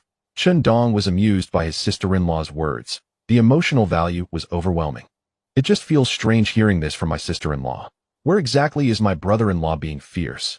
Looking at his wife, who has a gentle and serene smile on her face, Chun Dong chuckled and said, "Wife, you and Lanxin can handle some things first. Let's have a nice dinner tonight and treat you both to a good feast. How about it? I said I would feed you well, and I'm immediately thinking of ways to do so, right?" Su Yun smiled gently, nodded, and her gaze towards Chun Dong radiated a hint of brilliance. He really has changed a lot all of a sudden. Su Yun processed 2 wild rabbits, while Zhou Lanxin used hot water to pluck the feathers from the capon and the wild chicken. When plucking the squirrel, she cried and said, "The squirrel is so cute. Why do we have to eat them?" This made Chun Dong momentarily recall some internet jokes from later generations. However, after the braised squirrel was served, she ate several pieces and praised how delicious the squirrel meat was. The 2 rabbits were braised, and a large bowl was served to his parents, with a bowl reserved for Zhou Honglian. In the evening, they planned to take it to her home in the neighboring village and discuss forming a group. The few capons and wild chickens were directly stewed whole, providing both soup and meat. 1 capon and 1 wild chicken were sent to his parents, while Zhou Honglian received 1 wild chicken. In addition, Su Yun also stir-fried a dish of tender shoots. Chun Dong didn't know how to cook. In his past life, he experienced so much but never learned to cook, so the dishes were all made by the 2 of them. Chun Dong didn't intervene. It was Su Yun who proactively suggested sending these things to his parents, while for Zhou Honglian, she timidly mentioned it, and then added that it was okay if they didn't send anything. In the past, whenever Chun Dong had something good to eat, he would go drink and feast with a few childhood friends, never considering his wife and mother. Therefore, when Su Yun asked, she was also cautious, looking at Chun Dong's expression before asking. Whether it was sending to his parents or to Zhou Honglian, Chun Dong readily agreed. In the future, he would pamper his wife and be filial to his parents, that was for sure. As for Zhou Honglian, if forming a group could succeed, she would also be his woman. What was there to refuse when it came to his own woman? The reason he agreed to Zhou Honglian forming a group was definitely not just because he was attracted to her virginity. Zhou Honglian was a good woman. She had a strong personality and was very capable. At that time, she chose to marry Jiang Dapeng, thinking that they would live a good life and achieve something together. However, there is a saying that fits her perfectly. Since ancient times, beautiful women often have short lives, their paths fraught with difficulties. Jiang Dapeng's incident truly left her in despair, yet she stood by him and did not choose to leave, which is enough to prove her character. The offal from these animals was thrown to the 3 dogs by Chun Dong. They were the main contributors to this feast. Chun Dong certainly wouldn't neglect them. Sometimes, when hunters are not full, they still can't bear to let their hunting dogs go hungry. If De Huang and De He understood Chun Dong's words, De Huang would say, "Is this not treating us badly?" De He would respond, "You eat meat, we eat offal." Little Huang would chime in, "What my parents said is right." Of course, Chun Dong also knew that hunting dogs love to eat offal. For them, offal is even more appealing than meat. "I'll go deliver this to my parents first. You guys eat up," Chun Dong said. Carrying a basket filled with a large bowl of rabbit meat, 2 stewed capons, and wild chickens, and a metal lunchbox containing chicken soup. Smack! Su Yun tapped Zhou Lanxin, who was reaching for more braised squirrel meat, playfully scolding, "Lanxin, that's enough. Eat a few pieces and wait for your brother-in-law." Zhou Lanxin stuck out her tongue and smiled, saying, "Brother-in-law, hurry back. My sister and the baby in her belly are hungry too." Chen Dong shook his head and laughed. "You little girl are so greedy. Don't use your sister and the baby as an excuse." Once outside, he quickly walked towards his parents' home. Soon, he arrived at his parents' house. "What are you doing here?" As soon as he entered, he saw his mother with a long face, speaking in a somewhat sarcastic tone. Meanwhile, Chen Laoshu chuckled and said, "5. Your mother is angry with you for a day." Chen Dong stepped forward, grinning, and said, "Mom, look what I brought you. Your precious son has brought you some delicious food." The aroma of the braised wild rabbit meat and the 2 chickens wafted through the earthen house. His mother glanced at the basket, huffed, turned her head away, and said, "You little brat, stop pretending here. What do you bring me these for? Do I even care? You're busy protecting your wife and that sharp-tongued sister-in-law of yours. Why bother with me? Just think about how much I used to care for you. And now you treat your mother like this. I've truly raised a white-eyed wolf. From now on, I won't care about you anymore." Seeing his mother like this, Chen Dong stomped his foot twice and cried out dramatically, "Oh, my dear mother, am I not your good son anymore? Mom, I bow to you. Please don't abandon your good son. Son, unfilial, utterly heartless, making your mother so angry. If you abandon me, how will I live in the future? Sigh, sigh, sigh. My dear mother." Originally, his mother had turned away, but she quickly turned back, reaching out to pull Chen Dong, only to realize he was standing in front of her with a mischievous grin. Instantly, she realized her son was teasing her. This made her so mad that she laughed, standing up on tiptoe and pretending to slap Chen Dong's face, scolding, "You little brat, what are you crying about? You're making me feel like I'm the one who's mourning. Do you really want to make me mad?" His mother's hand landed lightly on Chen Dong's face, accompanied by scolding, yet her eyes were filled with concern. Chen Dong smiled and said, "Mom, don't say that. I'm counting on you to help me look after my grandson. Are you being biased? Taking care of the 2 older brother's children and not wanting to help me? Nonsense. Where did I say I wouldn't help you with your child?" His mother immediately replied in annoyance. Chen Dong grinned. "Hee hee, then I'm relieved. Dad and Mom, I caught a few wild rabbits and chickens in Dongshan this afternoon. My wife said I should bring some for you to eat. It's done. I've delivered the goods. You enjoy it, and I'm heading home to eat." His mother spat. "So, it turns out you didn't really bring it sincerely. Hey, Xiao Chui, what are you talking about? Don't they count as a couple?" Chen Laoshu said sternly from the side. Chen Dong laughed. "Dad, my mom is worried that her son might suffer." "Mom, don't worry, I've grown up now. Even if I encounter some hardships in life, I will face them. You don't need to worry too much about me. Just enjoy your life with Dad from now on. I'm leaving. Originally, Chen Dong was speaking well, but as he spoke, his eyes inexplicably became moist. He hurriedly said, "I'm leaving," and walked out. After Chen Dong left, his mother couldn't help but wipe her tears, sighing deeply. How did Xiao Wu grow up so fast? His father grumbled. "What's wrong with Xiao Wu growing up? If you don't eat what he brought, then I will." His mother quickly hugged the bowls of braised rabbit meat and 2 stewed chickens to her chest, claiming, "Mine, all mine." When Chen Dong returned home, the 2 women asked him what his parents said about the things he brought. Chen Dong replied that his parents kept saying he had a good wife. This made Zhou Lanxin pout, looking a bit sour. Braised wild rabbit, delicious. Stewed capon and wild chicken, tasty. Braised squirrel, so enjoyable. It was a little past 7 in the evening. The moon was rising above the branches. Chen Dong was carrying a basket, with Su Yun following beside him, and 2 dogs trailing behind them. They were heading to Jiang Dapeng's house in the neighboring village to discuss some matters regarding forming alliances. Chapter 9. The sadness of people is not shared. Chen Dong's village was called Chun Liutuan, while Jiang Dapeng and Zhou Honglian's village was just to the north, called Jingjiagu. These villages were scattered around the Hongxing Forestry Farm. Hongxing Forestry Farm was part of the Old Forest, divided into 4 sections: east, west, south, and north. Inside these 4 sections lay hundreds of kilometers of primeval forest, which the locals referred to as the Old Forest. The Greater Xing'an Range stretched from south to north, and further north, near the border with Russia, lay the Lesser Xing'an Range. With one hand holding a flashlight, Chen Dong walked along the bumpy road, holding Su Yun's hand with the other. "Be careful, my wife," he said. Su Yun nodded and softly replied, "I know." However, just as she finished speaking, Her foot stumbled over a protruding stone, and she nearly lost her balance. This startled her, and without thinking, she stood in front of Chun Dong, bent down, and said, "I'll ride on your back." Upon hearing this, Su Yun waved her hand, shook her head, and smiled. "I can't be carried or held while pregnant. I can walk by myself." Su Yun's character was soft and gentle, quiet, and she was the type that seemed delicate yet strong inside. No matter what was said, she would agree and go along with it. "Then I'll hold your hand," Chun Dong declared, taking hold of Su Yun's hand without giving her a chance to argue. Su Yun shone the flashlight ahead and quietly said, "It's embarrassing if others see you holding my hand on the street." Chun Dong replied directly, "What's the problem with holding my wife's hand? It's not illegal. And there's nothing wrong with it. Why be afraid?" "Okay," Su Yun murmured, feeling a sweetness she couldn't quite describe. This was her first time experiencing such feelings.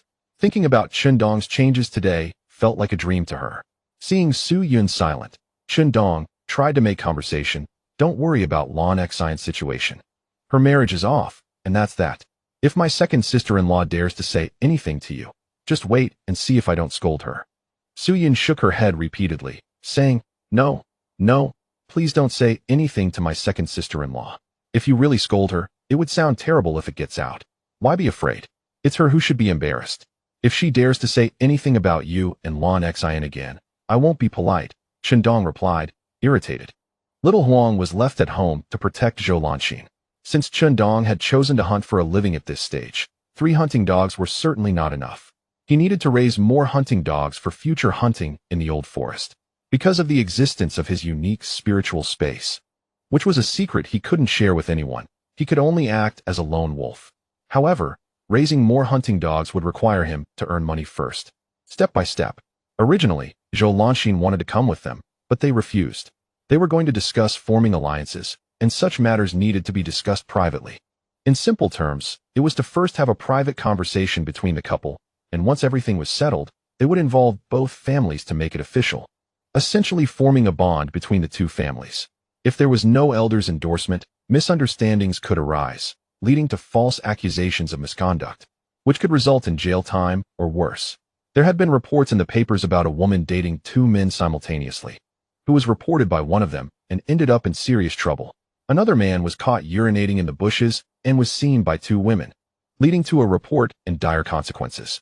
Seeking elder endorsement was also to guard against the possibility of the woman regretting her decision and falsely accusing the man of misconduct. Su Yun quickly shook her head, saying, No, my second sister-in-law didn't bully us. Why are you so anxious?" Chun Dong asked softly. Su Yun mumbled, "It's not that. I didn't mean it that way. I just wanted to explain." She was flustered, her forehead sweating. "Do you like the current me?" Chun Dong teased Su Yun. Holding Chun Dong's hand, Su Yun's lips tightened. Her cheeks puffed out as she softly exhaled like a goldfish blowing bubbles, her face showing a shy expression. "Hey," Chun Dong playfully patted her. "I'm asking you a question." Feeling a bit uneasy after being playfully hit, Su Yun moved slightly, making a tiny sound. "What is MMM? Do you like it or not?" Chun Dong continued teasing her. Su Yun quietly responded, and after speaking, she moved slightly again, her little legs fidgeting. Upon saying this, she felt very shy, her heart racing like a flurry of little rabbits. They soon arrived at Jiangjiagu. Before long, they reached Jiang Daping's house. It was located at the northern end of the village, a mud brick house with earthen walls and a broken wooden door. Entering the yard, they saw small patches of vegetable gardens scattered on the ground. Looking at one of the windows, there was light flickering. "Honglian, it's me," Chun Dong called out. There was some noise from inside, and soon, in the moonlight, a woman with short hair, about 165 meters tall, and with a curvy figure, appeared at the door. Upon seeing Chun Dong and Su Yun, she spoke in a somewhat hoarse voice. "Xiaoyan, brother-in-law, you two are here." Hey," the couple responded. Chun Dong thought to himself, "She still calls me brother-in-law?" Zhou Honglian's figure and her neat short hair made Chun Dong's mind immediately picture a capable woman in a uniform. Although, thinking about how she would soon become a widow felt quite tragic. One could only say, the joys and sorrows of people are not shared. "Sister, I talked to Chun Dong about that matter, and he agreed. So I came to discuss it with you too," Su Yun said, her face flushed.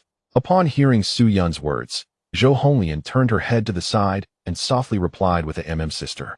"I brought some stewed wild rabbit and pine chicken from home for you," Chun Dong said, handing over a thermal food container. Brother-in-law, Xiaoyan, thank you, Zhou Honglian said, reaching out to take the container from Chen Dong, but in the dim light, she accidentally grabbed Chen Dong's hand instead. Oh, Chen Dong said, sister, you're being so forward? Zhou Honglian realized her mistake and quickly took the food container, wanting to apologize but not saying anything. You two sit in the main room for a bit. I'll go talk to Da Peng about this, Zhou Honglian said, then got up and lifted the curtain of the adjacent room, stepping inside. Chen Dong watched her turn away, admiring her figure. Chen Dong and Su Yun sat in the main room without speaking, surveying the items arranged in the dim light. Chapter 10. Let's collect some interest first. Jiang Dapeng's house was a mud brick house. The center was the living room, with bedrooms on either side. In that era, many mud brick houses still existed in rural northeast China. Mud brick houses were warm in winter and cool in summer, providing good insulation, although they were not as sturdy as brick houses, especially as mud brick houses aged. The weathered soil would flake away, and roofs made of reeds or corn stalks were prone to damage. Right across from the main room door was an Eight Immortals table, and on the wall facing the door hung a portrait of a great person. On the Eight Immortals table were several white enamel cups, and underneath was a green iron mesh-covered thermos. There were a few small stools. In the corner near the door of the main room was a wooden washstand with a red and white enamel basin decorated with big red double happiness characters. Brother-in-law, Dapeng wants to talk to you. Zhou Honglian walked out, a hint of sadness in her smile. Hey, Chen Dong stood up and walked inside. He lifted the curtain hanging on the wall, passed through the doorway, and saw Jiang Dapeng lying on the kong. Once a burly man weighing nearly 200 pounds. He now looked like he weighed only 100 pounds, thin and gaunt, with a sickly pale face and bulging eyes. Upon seeing Chen Dong enter, Jiang Dapeng propped himself up with his hands, trying to sit up, but Chen Dong hurriedly stepped forward and said, Brother-in-law, just lie down. No need to get up. Jiang Dapeng smiled bitterly and said, Chen Dong, Honglian said you agreed to the matter of forming a group. I believe you, and I'll leave her in your care. She has been with me for over a year and has suffered a lot. Chen Dong quickly replied, Brother-in-law, don't worry about this. I will take good care of Sister Honglian and do my best to ensure she doesn't suffer in the future. You just focus on taking care of your health. That's the most important thing. Zhou Honglian stood by, her eyes reddening. Jiang Dapeng shook his head with a bitter smile. I know my own health well. I don't have many days left. I can rest easy leaving Honglian with you.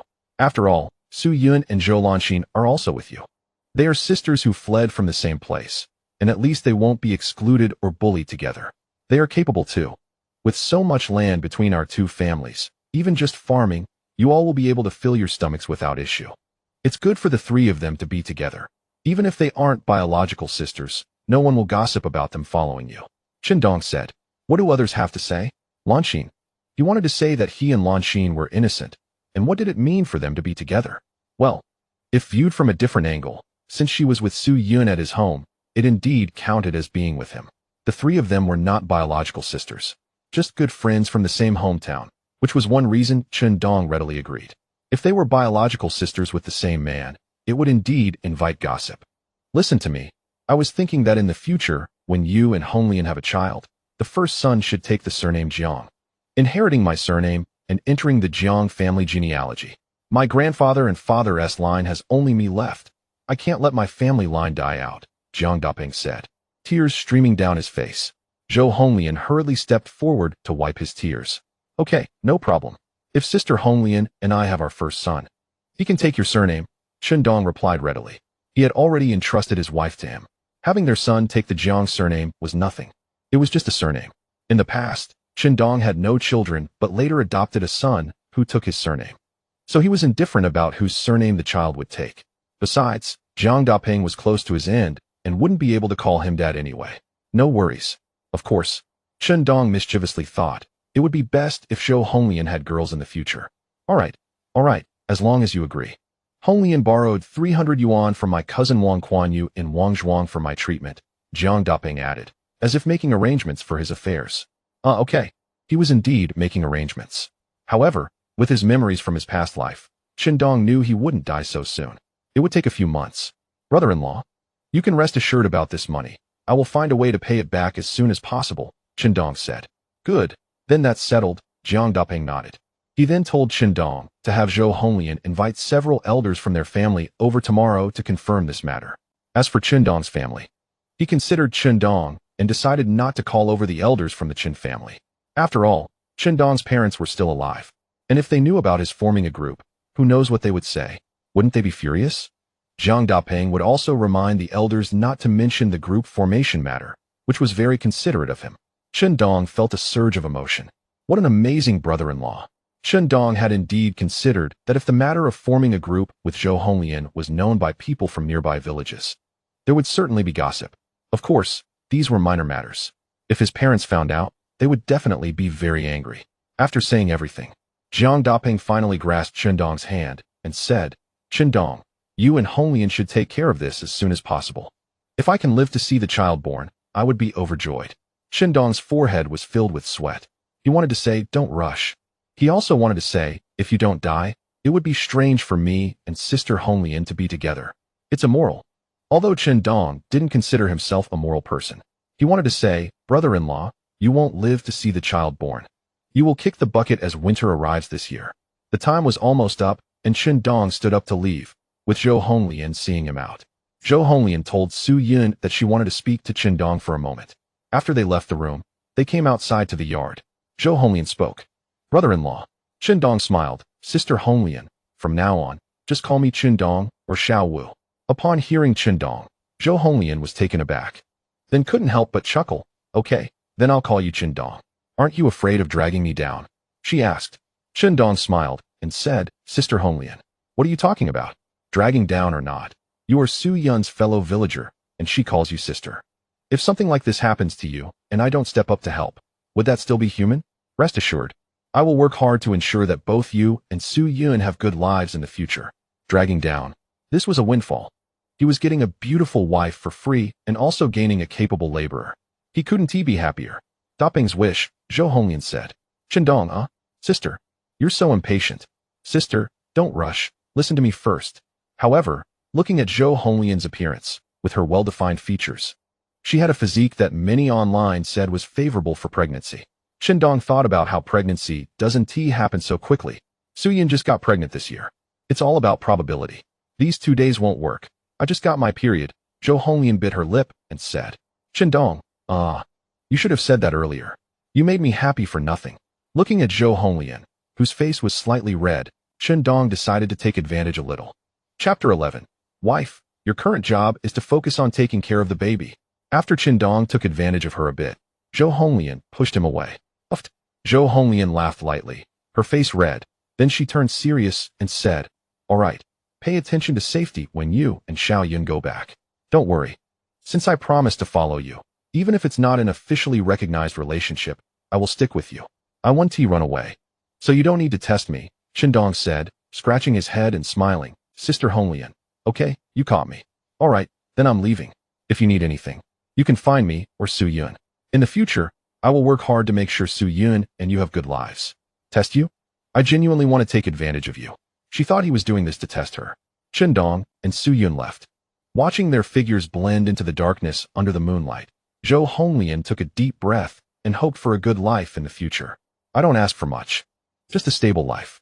I don't believe that I, Zhou Honglian, can't turn my life around." Zhou Honglian's face showed a look of unwillingness. If she really wanted to leave, with Jiang Dapeng in this state, she would have left long ago. Since she promised Jiang Dapeng, she would naturally follow through. In the countryside, widows live precarious lives. Without a man to support them, life is truly hard. Jiang Dapeng wanted to find someone to help take care of Zhou Honglian, while also wanting a child with his surname, and it was Zhou Honglian who suggested, "Let's find Chen Dong." After all, Chen Dong was Su Yun's partner, and Zhou Lanxin lived with them. Adding one more person would mean that the three of them, who shared a good relationship as fellow villagers, could look out for each other in whatever they did in the future. At the very least, she knew a bit about Chen Dong. He wouldn't behave like many men who hit women. As for bearing the burden of a family, Zhou Honglian, being a strong woman, felt she could handle it. However, since Jiang Dapeng wanted a child with his surname, how could she, as a woman, give birth? So she chose Chen Dong. At noon, she heard that Chen Dong had caused a ruckus in Wangzhuang and had withdrawn Zhou Lanxin's marriage proposal, so she went to ask Su Yun about it. From their conversation, she learned about what had happened and the changes in Chen Dong. To protect the two of them, Chen Dong had argued with his mother and sister-in-law. That evening, Chen Dong brought over some wild rabbit meat and stewed chicken. Earlier, she had asked Suyun a few questions and found out that Shindong had gone hunting in the afternoon and had caught quite a few game, allowing the two of them to enjoy a meat-filled feast. Although hunting relied on luck, he told them he would find a way to feed them and help them live a good life. He had at least started doing that. Shindong was holding Suyun's hand on the way home and joked with her. The baby in her belly was precious, and Shindong didn't want anything to happen. Sister Honglian is a strong woman. She told me that she would find a way to help us get rich in the future. She also agreed to the idea of having a child with Jiang Daping's surname. Since she agreed, she wouldn't leave. She was very capable of managing a household, and they could discuss family matters in the future. Suyun, holding Shindong's hand, talked a lot about Zhou Honglian on the way. Hey wife, don't worry about this. What you need to do now is to take good care of the baby and focus on giving birth, Shindong said. Sister Honglian seems to be a capable woman. She can help you manage the household, but you are the head of the family. You silly girl, he added. Then, Shindong told Suyun that Jiang Daping wanted him and Zhou Honglian to have a child quickly. Brother-in-law wants to see Sister Honglian pregnant soon. But getting pregnant isn't as simple as just saying it, he said. Don't let the children come too close together. That would be too hectic. If possible, I hope you get pregnant later, at least after your body recovers after giving birth. That way, he could transition smoothly. When they got home, Zhou Lanxin curiously asked how their conversation with Jiang Daping went. Shindong replied, Why are you asking so many questions, kid? Zhou Lanxin pouted and mumbled. Isn't finding a partner just about Sister Honglian becoming brother-in-law's woman? Having one more woman in this family is nothing. Shindong wanted to say, Oh, you understand quite a bit. That night, as Shindong and Suyun lay in bed, Suyun emitted a faint and pleasant fragrance. Shindong's head rested on her slightly bulging belly, and he placed his hand on it. Baby, I'm your dad. Can you hear me? If you can, give me a sign. The weather was still a bit cold, with nighttime temperatures around 8 to 9 degrees. During the day, they had to wear autumn clothes, and at night, they needed to cover themselves with a thick quilt. Suyun, dressed in pink autumn clothes and pants, showed off her well-proportioned figure. There's no movement so soon. If there were, that would be troublesome, Suyun said with a gentle smile. Shindong's hand slipped under her autumn clothes.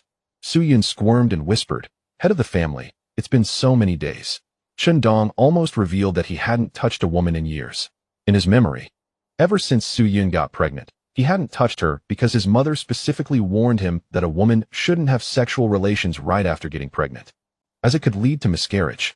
I heard from the doctor in town that after 3 months of pregnancy, it's okay, Suyun said softly. Shindong quickly replied, Wife, stop messing around. The baby is important. He was very eager for intimacy, but after everything he had experienced, he knew what was most important. For Suyun, the baby in her belly was the priority. The doctor said so, and Shindong knew it was true, but he didn't dare to take any risks. Wife, it's okay. I can hold on for a few more days. Then Sister Honglian. Shindong smiled. Suyun softly replied. Let's sleep, Shindong said, holding Suyun and gently shaking her. He thought of something and whispered, Wife, how about? Chapter 12. Donkey meat on the ground, flying dragons in the sky. They fell asleep. Shindong held Suyun. Head of the family. You're really bad. Suyun thought about what Shindong had just asked her to do, and her face turned a bit red as she lightly spat. Shindong hugged her and grinned mischievously. Suyun didn't say anything, but instead burrowed deeper into Shindong's embrace. Although doing that for Shindong felt a bit disgusting, she agreed to it. When the time was right, Shindong stopped teasing her, held her in his arms, gently kissed her forehead, and softly said, Wife, in the future, I will work hard to make sure you and Sister Honglian live a good life. As for Lanxin, unless she wants to, no one will force her into marriage. Thank you, head of the family, Suyun said softly. Shindong had changed so much. In the past, he had never treated her so gently or spoken such tender words to her. Marry a chicken and follow a chicken, marry a dog and follow a dog. She never expected too much, just hoped they could fill their stomachs and that their future children would grow up healthy. Now, Shindong's sudden change made her feel as if he had become a different person, so unreal that it made her anxious. Worried about what would happen if he changed again one day. Brother-in-law is really shameless, bullying my sister so late, not even worried about the baby in her belly. Zhou Lanxin, lying on the Kong in the adjacent room, vaguely heard the sounds from Shindong and Suyun's room, which made her uneasy. It felt like many little bugs were crawling inside her, causing an itch. She had originally fallen asleep, but woke up from a nightmare. And then hearing the noises from the couple made her restless. Since they are already forming a partnership with Sister Honglian, can't we go find her later? Yunjie is really a silly woman. How could she agree to let brother-in-law form a partnership with Sister Honglian? What era is this, still holding such thoughts? Sister Honglian is so capable. Even if Jiang brother-in-law were to leave, she could still take care of herself. Brother-in-law has really changed a lot. He feels different from before. She was scared. She had thought she would really have to marry that Wang Matzi. If she really married him, and he treated her like in her dream, hitting her on their wedding night, she would definitely hang herself. She had a dream where Chun Dong accepted the betrothal gifts to let her marry Wang Matzi to save his mother, Zhang Chui, despite her many resistances. Even Su Yun tried to persuade Chun Dong, but he insisted on it. In the dream, she had decided to escape, but was caught by someone watching her secretly. In the end, they threatened her with Chun Dong and Su Yun, saying that since she had accepted the betrothal gifts, it meant they had confirmed their relationship. If she refused to marry, they would report them to the police and have them imprisoned. She eventually agreed to marry him, but on their wedding night, in a drunken rage, he hit her hard several times. Thinking of the miserable life that awaited her, she hanged herself in a fit of anger. Before she died, she thought that if she had told Chun Dong earlier that she liked him, perhaps this tragedy wouldn't have happened. After all, since Su Yun could accept him forming a gang with Zhou Honglian, she would certainly have no problem accepting another woman like her. Fortunately, it was just a dream. Today, the things her brother-in-law, his mother, and her second sister-in-law said were truly impressive. Chun Dong looked at Su Yun, who had already fallen asleep, while he pondered some thoughts. The spiritual spring water could enhance a person's physique, and he could use it on his parents, Su Yun, Zhou Lanxin, and Zhou Honglian. But he couldn't let them take it directly. On one hand, the effects would be too remarkable. On the other hand, this was his own secret, and under no circumstances could he let others know. Since the spiritual spring water could enhance a person's physique, Chun Dong naturally hoped for his parents to be healthier, ideally living long lives. He also needed to give it to the women close to him to improve their physiques as well. However, he was worried that if he gave it to Su Yun, it might affect the child in her womb. If it really would have an impact, he would rather not enhance their physiques. For the foreseeable future, at least for the next year or so, he would continue making a living through hunting. After all, in this era, if one made too much money from business, they would be labeled as profiteers, and it appeared that the government was about to issue a red-headed document for individual businesses. He definitely did not want to be imprisoned for speculation before that happened. Selling hunted wild animals posed no problems at all. 3 days passed in a flash. During these 3 days, Chun Dong consistently took 2 drops of spiritual spring water every day, while the 3 hunting dogs took 1 drop each daily. It was clear that Chun Dong felt his physical condition had improved significantly. In the past, he could carry just over 100 pounds. But now he could lift 200 pounds with ease. The condition of the 3 hunting dogs had also noticeably changed. Their fur was shiny and their muscle definition was very apparent. Especially the 2 older dogs, their running speed had returned to the level of 2 or 3 years ago.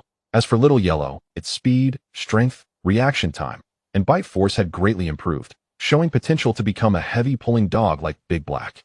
Heavy pulling dogs directly confront prey during hunting. They are the main force for output, with strong bite force, strength, and a significant physical advantage in fighting against prey. The head dog and the barking dog were responsible for directing the pack during hunts. Chun Dong thought he needed to buy a few more helper dogs. If he encountered large prey, Big Yellow would direct them, while Big Black and Little Yellow would face the prey directly, with a few helper dogs nearby responsible for finishing off or ambushing. During these 3 days, he also practiced his shooting skills and the coordination of the 3 hunting dogs in the mountains around the village. With the assistance of 3 improved hunting dogs, combined with his own enhanced abilities, he had small gains in his daily hunting endeavors. Over the 3 days, he had caught over a dozen wild rabbits and more than 20 grouse and pheasants. Especially this afternoon, he came across a small group of grouse resting by the creek. Chun Dong cautiously crept closer, firing 2 shots from his double-barreled shotgun loaded with lead shot, directly killing 9 grouse. Early tomorrow morning, he planned to take the grouse and wild rabbits to the town market to sell for some money. By then, he could buy some fine flour, pork, and the like. He had eaten enough wild rabbit and grouse over the past few days. In a couple of days, he planned to be ready to head into the mountains. Hunting around the village wouldn't yield any valuable large game. He needed to quickly earn 300 yuan to repay Sister Honglian, since he had promised. He had to give her that money. After placing the 9 grouse he had caught into a snakeskin bag, he looked at the sun in the sky. which was about 4 o'clock, and decided to head back. But just as he passed a small creek in the mountains, he heard a high-pitched, rhythmic call from a distance. That call was from the flying dragon. Donkey meat on the ground, flying dragon meat in the sky. This was a delicacy. Without hesitation, Shundong signaled the 3 hunting dogs to stay still and quiet, and he quietly approached the source of the sound with his gun. Soon, about 100 meters ahead, at the shallow bank of the creek, a group of flying dragons was frolicking together. Seeing this, Shundong's eyes lit up. This was a money-making opportunity. Chapter 13. Unexpected Encounter with Dragon Eggs. Donkey meat on the ground, dragon meat in the sky. This was enough to prove the deliciousness of flying dragons. At the town market, flying dragons sold for 4 to 5 yuan each. In this era, the price of pork at the supply and marketing cooperative was only about 8 to 9 mao per jin, while corn and wheat were just over a mao per jin. However, a flying dragon weighing less than a jin was worth 4 to 5 yuan. This showed its status in the local people's hearts. To think that I would encounter a group of flying dragons at the edge of the mountains. My luck is truly extraordinary. As he stealthily approached the group of flying dragons, Shundong felt secretly excited. In the mountains near the village, there weren't many wild animals, on one hand. Wild animals tend to avoid areas with many people. On the other hand, with the presence of hunters who come and go, once they spot a beast, they would shoot, causing the animals to flee deeper into the mountains. They wouldn't foolishly run towards more populated areas. Seeking benefits and avoiding danger is an animal's nature. Large wild beasts are even less likely to approach human habitation, though there are exceptions, but such instances are rare. Like Shundong, who had been wandering around the village's mountains for 3 days without encountering a single wild boar, and he had also not seen any traces of badgers or deer. Therefore, encountering a group of flying dragons here meant he was destined to strike it rich today. Of course, whether he could earn that money depended on whether Shundong could sneak closer, react quickly, and aim at the area where the flying dragons were concentrated to fire 2 shots. Shundong cautiously approached the group of flying dragons. There were about 30 of them, with several male flying dragons sporting feather crests, occasionally stretching their necks, and calling while circling around the female flying dragons on a smooth rock. Spring had arrived. Everything was reviving, and it was mating season for the animals. In this era, gathering in groups like this was simply asking for trouble. After stealthily getting within 30 meters of the group of flying dragons, Shundong raised his double-barreled shotgun, aimed at the flying dragons, and pulled the trigger. Bang! A gunshot rang out. A cloud of smoke billowed into the air. Several of the flying dragons on the shallow bank stood still, while others tried to take off but couldn't, flapping their wings in place. More than 10 of them took to the air. Shundong, holding his gun, immediately fired at the flying dragons in the air. Missed. This is a skill that a qualified hunter must possess. When birds or wild animals get startled and scatter into the air, the hunter must quickly aim at the flying target. Birds flying have a tendency to flock together. Aiming at the moment they gather and shooting in the shortest time possible can sometimes yield more kills than shooting at those on the ground.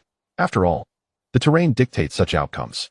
When shooting at the ground, the area covered by the shot is certainly not as large as when shooting in the air.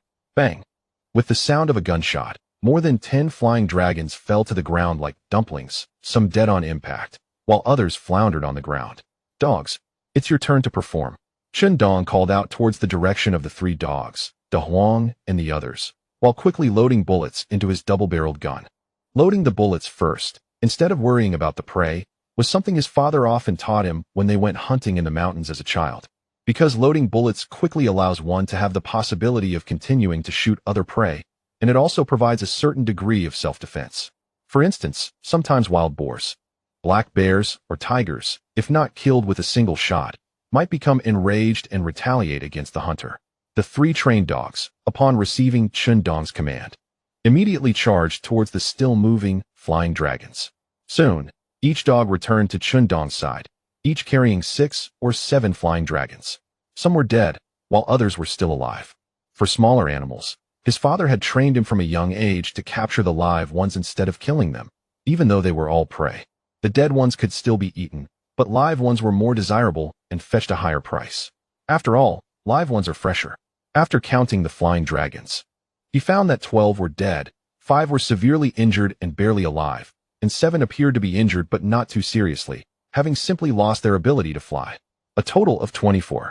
Out of the more than 30 flying dragons, he had taken down 2/3 with just 2 shots. Dong was impressed with himself. He could have his wife stew 2 flying dragons for dinner tonight. By the way, he could also drop one off at Aunt Zhou Honglian's place and ask if her period was over, hee. After packing the flying dragons into a bag, Dong thought of Zhou Honglian, and his heart fluttered. There was nothing to be shy about. After all, it was something both families agreed upon. And Zhou Honglian was also eager to get pregnant to fulfill Jiang Daping's wish. The main reason was that in his previous life, after Su Yun died, Zhou Lanxin's brother came looking for relatives 6 months later, and when he found out he was forcing Zhou Lanxin to marry Wang Chang'e, which led to her suicide, he beat Dong up in a fit of rage, leaving him incapacitated. After that, he never touched a woman again. All the pent-up energy from a lifetime couldn't be resolved by just a few encounters with Su Yun. So, he was saving it up, aiming it at Zhou Honglian. Tomorrow, he would sell 20 flying dragons. In a few days, he would have enough money for 300 yuan. With the heavy snakeskin bag on his back, Dong planned to hurry home. It was getting late, and the mountain roads were rugged and difficult to traverse. By the time he got home, it would likely be dark. There was no need to store these in the spiritual spring space. Mainly, he often encountered a few people on the way, and if they saw him empty-handed only to return home with prey, they might become suspicious. Of course, Dong could explain, but he thought it best to avoid raising any doubts. Be cautious. However, just as Dong was halfway home, Dahei, who was in front, suddenly stopped. Ears perked up, fur bristling, and began barking loudly towards a mountain gully. De Huang also looked alert, growling softly in the direction of the gully. There was something big. Seeing Dahei and De Huang's reactions, Dong quickly deduced that there was likely something significant in that gully. He hastily grabbed his gun with one hand and took out the 62-style single-tube binoculars with the other, looking towards the direction of the gully. Soon, he saw the lush green bushes in the gully shaking violently, and judging by the area of the bushes that were moving, there seemed to be quite a few of them. Soon, he saw a dark shape leading the way emerging from the bushes. A wild boar. Its massive size, along with the large, round object swinging beneath it. A big male boar. Not only was there the male boar, but there were also more than 20 wild boars of various sizes following behind. Damn, how did a group of wild boars appear here? Looking at the wild boars about 200 or 300 meters away, Dong wanted to find a hiding spot, but couldn't find a suitable one. There was no choice but to quickly dash to a pine tree about 10 meters away, then swiftly climb up a few meters onto a branch. He was safe now. As for the 3 dogs, they would have to fend for themselves. Dogs could be raised again, but if a person were gone, that would be it. De Huang. You take Dahei and Xiao Huang to hide for a bit, and then find a chance to lure them over. Dong waved to the 3 dogs guarding below the tree. Woo woo woo, De Huang emitted a whimpering sound, and then Dahei and Xiao Huang dashed out, heading straight for the group of wild boars. Damn it, De Huang misunderstood my instructions. Chapter 14. Hunting 6 wild boars. 3 dogs suppressed the big male boar. Dong knew that hunting dogs are instinctively meant to help their masters hunt wild animals and protect them. So, even when facing a group of wild boars led by a big male boar, De Huang and the others rushed forward without hesitation. This made Dong, the master, seem a bit like a white-eyed wolf. But this was the fate of hunting dogs. From a young age, Dong's father had taught him how to survive in various dangerous situations in the forest. Climb a tree. If encountering a group of wild boars, first let the dogs hold them off, then look for a nearby tree to climb. If the situation looks bad, climb the tree immediately. What to do if encountering a black bear? First, let the dogs hold them off, then look for a nearby tree to climb. If the situation looks bad, climb the tree. What to do if encountering a tiger? First, let the dogs hold them off, then look for a nearby tree to climb. If the situation looks bad, climb the tree. What to do if encountering a pack of wolves? First, let the dogs hold them off, then look for a nearby tree to climb. If the situation looks bad, climb the tree. In short, when faced with prey that cannot be effectively dealt with, let the dogs hold them off. And the person should immediately look for a tree to climb and then get up there. Hunting dogs, while very important to the hunter, can be sacrificed.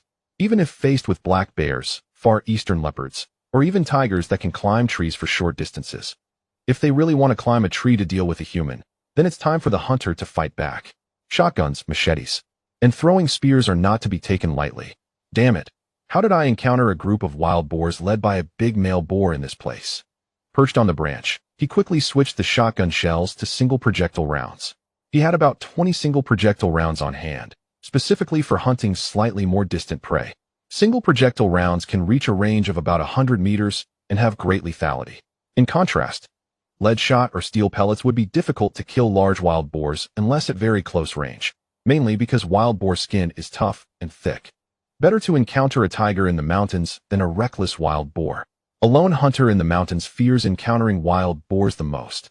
Wild boars can even be more threatening than tigers and black bears, because wild boars usually appear in groups, and their temperament is rather aggressive when they encounter humans. They know no fear and may even charge at people.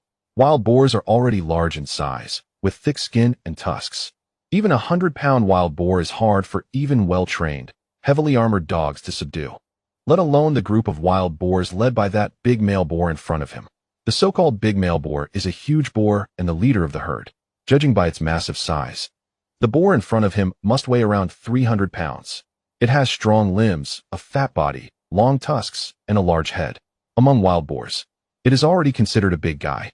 Of course, according to the older generation, it is said that in the old forest near the Russians, there used to be wild boars weighing 800 or 900 pounds. Woof, woof, woof. Little Huang charged ahead, and just as it was about to reach the big boar, it suddenly stopped and barked at it. The big boar responded with grunts and squeals, charging towards Little Huang with all 4 hooves. Little Huang jumped to avoid the big boar's attack. As the big boar attempted to continue its assault on Little Huang, a black shadow rushed out from the side. And then Big Black bit down on the big boar's neck, pressing its front paws on its head, trying to force it down. The big boar, in pain and feeling the pressure, swayed slightly but did not fall. Instead, it quickly twisted its body, letting out a wild howl, and jumped up, shaking violently to try to throw Big Black off its neck. However, even though Big Black was thrown back on its hind legs, it still held tightly onto the big boar's neck. A yellow shadow charged towards the big boar. It was Little Huang. After pouncing, it bit the big boar's neck from the other side, using its front paws to claw at the boar's head. The 2 dogs held onto its neck and clawed at its head, making it difficult for the large, powerful, and ferocious big boar to withstand the pressure. The big boar swayed as if drunk, and despite its efforts to shake its head and stomp its hooves, the combined strength of the 2 dogs was somewhat suppressing it. Blood flowed from its neck. The bright red blood ignited the fighting spirit within Big Black and Little Huang. Just as the big boar swayed, Big Huang launched a sneak attack from behind, biting its large testicles directly. With a direct hit, it quickly jumped away, avoiding the big boar's kicking hind legs in pain. The big boar howled in pain and fell to the ground, rolling around, but the 2 dogs held tightly to its neck. Big Huang also joined in to subdue the big boar, lunging at its neck and biting down. Although other wild boars rushed over, attacking the 3 hunting dogs, they continued to hold onto the big boar's neck. The process of the 3 dogs working together to subdue the big boar took no more than 20 seconds. Bang! Chen Dong fired a shot, hitting a small yellow-haired wild boar 100 meters away. The single bullet struck it, creating a blood hole in its body, and it fell stiffly, its hindquarters releasing excrement. Bang! Then came another shot. A wild boar weighing over 100 pounds was shot in the abdomen. Leaping up and then lying still with its limbs straight, its body shaking rapidly as if electrocuted. The powerful lethality and immense impact of the bullet caused the shot wild boar to die instantly. The 2 gunshots scared the wild boars that were originally attacking the 3 hunting dogs, causing them to scatter in panic, disregarding any leader or the big boar. The sound of the gun terrified them, triggering an instinctive desire to flee. Chen Dong, perched on a tree branch, quickly switched to 2 steel ball cartridges and fired at several wild boars rushing nearby. Bang! Bang! 2 consecutive shots. 2 wild boars fell to the ground, trembling all over, while another 2 rolled in pain. Chen Dong quickly switched to 2 more steel ball cartridges. Bang! Bang! The 2 struggling wild boars also lay on the ground, shaking uncontrollably. They were finished. A few minutes later, after ensuring it was safe, Chen Dong jumped down from the pine tree. He first took out 4 throwing darts from the spirit spring space and pierced them into the foreheads of the 4 wild boars, confirming they were dead before touching them. The 4 wild boars disappeared one by one, entering the spirit spring space. Objects that enter the spirit spring space can maintain their state upon entry. Just as Chen Dong rushed towards the place where the 3 dogs were subduing the big boar, he passed by the 2 wild boars killed by the single bullet and stabbed their foreheads with his throwing darts. Seeing they were motionless, he immediately collected them into the spirit spring space. He had now stored 6 wild boars in the spirit spring space. To guard against others arriving and wanting to share in his hunt, he thought it best to store them in the spirit spring space first. No way was he going to let anyone share his prey. Then, Chen Dong, holding the double-barreled shotgun loaded with single bullets, quickly rushed to the big boar subdued by the three dogs. Although the big boar let out heart-wrenching howls and tried to turn over with all its might, the three hunting dogs, having undergone several days of physical enhancement from the spirit spring water, managed to hold it down firmly. Its neck was bleeding from multiple wounds, and it was growing weaker from blood loss. Sensing Chen Dong approaching, it felt a strong sense of danger, prompting it to attempt to struggle desperately. Chen Dong reached its front, pressing the shotgun barrel against its forehead. Bang! A gunshot rang out. The big boar, which had been about to turn over, had a fist-sized hole blown in its forehead by the single bullet. Its limbs went stiff, and it twitched a few times before becoming motionless. The big boar was dead. Chen Dong sighed in relief. Just then, he heard voices nearby. Someone was coming. He silently rejoiced that he had quickly stored the 6 wild boars he had killed. The 2 men approaching saw Chen Dong holding the double-barreled shotgun, standing in front of a massive wild boar with its limbs stretched out and motionless, while the 3 bloodied hunting dogs surrounded it, and they were momentarily stunned. Chapter 15. Want to share the meat? Not a hair for you. Isn't this the little Wu from the old tree family in Chunlu? Are you all right? A bearded middle-aged man carrying a shotgun asked as he stepped forward. Chen Dong shook his head and smiled. I'm fine. He then cursed. This big boar is too tough. My 3 dogs pressed it for a long time, but they couldn't kill it. In the end, I had to blow its head off with a single bullet. While speaking, he half-squatted to check on the 3 dogs. Big Huang and Little Huang had some wounds. Little Huang had been bitten on its right hind leg by the wild boar. At that moment, his heart was racing. Although the big boar was dead and the other wild boars had scattered, he recalled how he had rushed up to the big boar, pressed the gun barrel against its forehead, and decisively shot it in the head. The process had been seamless. But thinking back on it, he felt a bit scared and uneasy. If the big boar had turned over and launched a fierce attack on him, even with the gun, shooting at a charging big boar would have been very difficult. He could have easily been knocked down by the big boar and ended up in a bad situation. His father had lost a leg to a wounded big boar. Chen Dong could have kept his distance and shot the big boar from afar. But at such a close range, he couldn't guarantee that he wouldn't accidentally hit the 3 dogs. Running so close to blow the big boar's head off was clearly not something a wise hunter would do. If he didn't want to accidentally harm the dogs, he could let them hold the big boar down a bit longer to bleed it out. Of course, Chen Dong did not regret his actions. A big boar wasn't enough to make him hesitate. The 2 newcomers were hunters from Wangzhuang who made a living in the mountains. The bearded man's name was Wang Dishu. A tall and thin man named Wang Dutsai said, "You 3 dogs are quite impressive, actually managing to hold down the big boar. If they encounter a big paw, even the black bear can have a fight." Big paw is the local term for a tiger. For example, a mountain rabbit is called a mountain hare. A water dog refers to a large otter. A stag is a big fellow, and a brown bear is called a human bear. Wang Dutsai walked up to the corpse of the big boar, his eyes shining as he said, "Tsk, this big boar must weigh over 300 pounds. What a windfall. Xiao Wu, this group of wild boars caused a ruckus in our village's fields and was chased out by us. You've picked up quite a bargain. Are you going to share half of the big boar with us?" Chen Dong snorted dismissively. "I say, Brother Wang, stop with the nonsense. If you killed it, I wouldn't even touch a hair on it. But this big boar was killed by me and the dogs with great effort. You think you can just take half from me? What kind of dream are you having?" Wang Dutsai smiled, somewhat annoyed, not expecting Chen Dong to be so sharp-tongued. "Xiao Wu, if we hadn't driven them here, would you have been able to kill the big boar?" Chen Dong retorted in a sarcastic tone. "Well, if you hadn't said that, I might have shared some meat and offal with you. But since you said that, I won't give you any meat at all. You might as well go look for those few big pigs I shot. They're injured and shouldn't have run far. Whether you can catch them depends on your luck." No wonder a group of wild boars appeared so close to the village. It turns out they had come to dig up the corn seeds in the fields, among the wild beasts in the mountains. Wild boars are the most destructive to crops and reproduce prolifically. In spring, it's manageable, but during the autumn harvest, large groups of wild boars will smell the crops and rush into the fields, causing havoc. Over the years, before the autumn harvest, the production team organizes hunters from nearby villages to form a protection team to drive wild animals away from the fields as much as possible. Wild boars are a primary target for this. Wang Dishu pushed Wang Dutsai's shoulder and said, "Dutsai, enough of that. Don't think about picking up the ready-made deals. If they don't want to share, that's their right. Sharing is a favor, not sharing is their duty. Let us hurry and chase those injured pigs. The two of them carried their shotguns and followed the blood trails on the ground. Chendong, sitting on a tree branch, shot 4 passing pigs with steel pellets. But a few were merely wounded and ran away, bleeding. After they left, Chendong took out a dagger and stabbed the big boar's neck.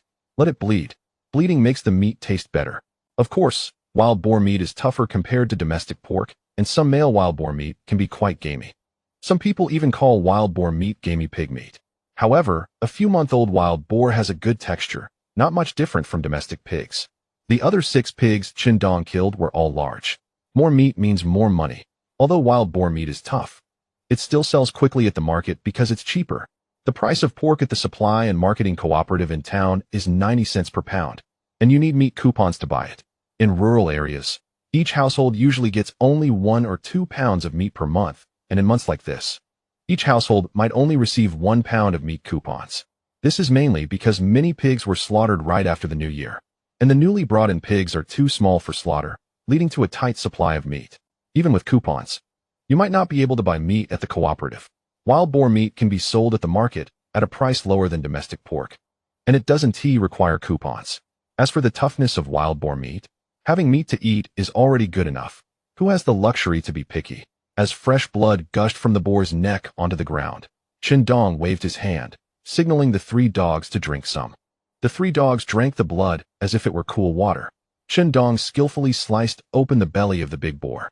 With a whoosh, intestines and offal spilled everywhere. He cut off a large section of intestines and pulled out a big piece of pig lung, hanging it on a pine tree. Offer it to the mountain lord. After hunting some game, offal and such are hung on trees as offerings to the mountain lord. Chendong then cut a large piece of small intestine and the remaining big piece of pig lung into small segments and threw them all to the 3 dogs. They had made a significant contribution in bringing down the big boar, and they must be rewarded well. As for the large intestines, pig liver, pig heart, and pig kidneys, when he asked the dogs, they didn't say anything, so Chendong assumed they didn't like them. He planned to take them back to let Su Yun marinate them. It would be a treat while drinking. Thinking about the 6 large wild boars in the spirit space, that should be over 1,000 pounds of meat. Just thinking about it made Chendong feel good. After selling the pork, he would go find Sister Honglian to have some fun.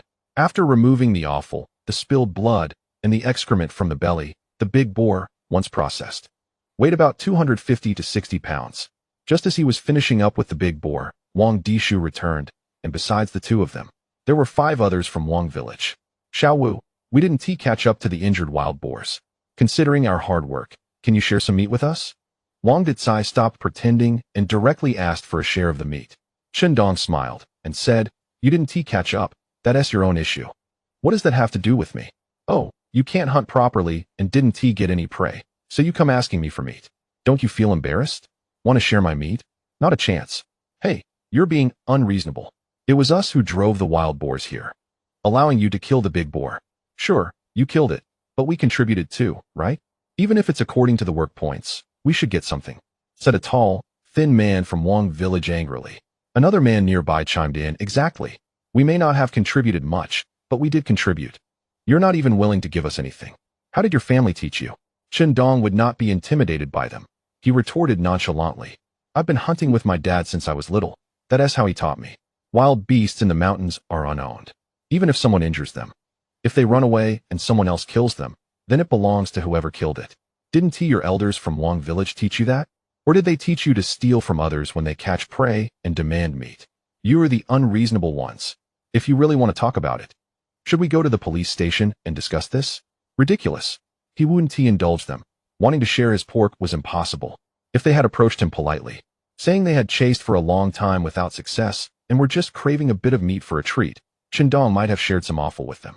But since they came in demanding, they get nothing. Wild beasts in the mountains are unowned, and unless it's a surrounded hunt, whoever ultimately catches the wild animal owns it. It's shameless to say you injured the beast, but then demand a share when someone else kills it. Of course, in general circumstances, some sharing would happen, but whether to share depends on one's mood. Hey, you brat, you're full of nonsense. Brothers, why are we wasting words with him? Let's just grab his meat and be done with it, Wang Dicai said, a bit irritated. Shindong directly placed his double-barreled shotgun on the ground, rolled up his sleeves, and waved his hand, saying, "Come on, let's practice a bit. If you can't handle it, all 5 of you can come at me. I'm not backing down." Putting down his gun was a show of attitude, a challenge between men. Hunters in the mountains can aim their guns at wild animals, but they absolutely cannot aim them at people. Otherwise, if you encounter someone with a bad temper, be prepared to get slapped. Shindong had bloody experience with this. When he first handled the gun, he accidentally pointed it at his father and got slapped twice, followed by a good scolding. He cried out loud back then. At that time, his thought was that when he grew up, he would point the gun at his father's forehead, slap him twice, and scold him back. Looking back now, it's just hilarious. Damn, you brat really have a temper, wanting to take us 5 on. Wang Detsai saw Shindong's stance and also put down his shotgun, rolling up his sleeves, ready to fight. Northeastern guys are tough. They can't stand this kind of provocation. No backing down, just fight. 2 other guys also rolled up their sleeves, wanting to join Shindong. Wang Disha shouted, all right, what are you all making a fuss about? Since this kid from Chunlu won't give us meat, why should we embarrass ourselves asking for it? Do you really need those few pounds of meat? Stop being foolish, otherwise people will think our Wang family raised you poorly. Then he turned to Shindong and said, "Kid from Chunlu, we want to share the pork with you. I'm curious how you're going to take the pork away. It's already getting dark, and not many people walk around here at night. When you need our help later, it won't just be a few pounds of pork." His words woke the other 4 from their stupor. Wang Detsai sneered, "My brother Shu is right. We want to see how you're going to carry away this pork. If you need our help, you'll have to give us more pork."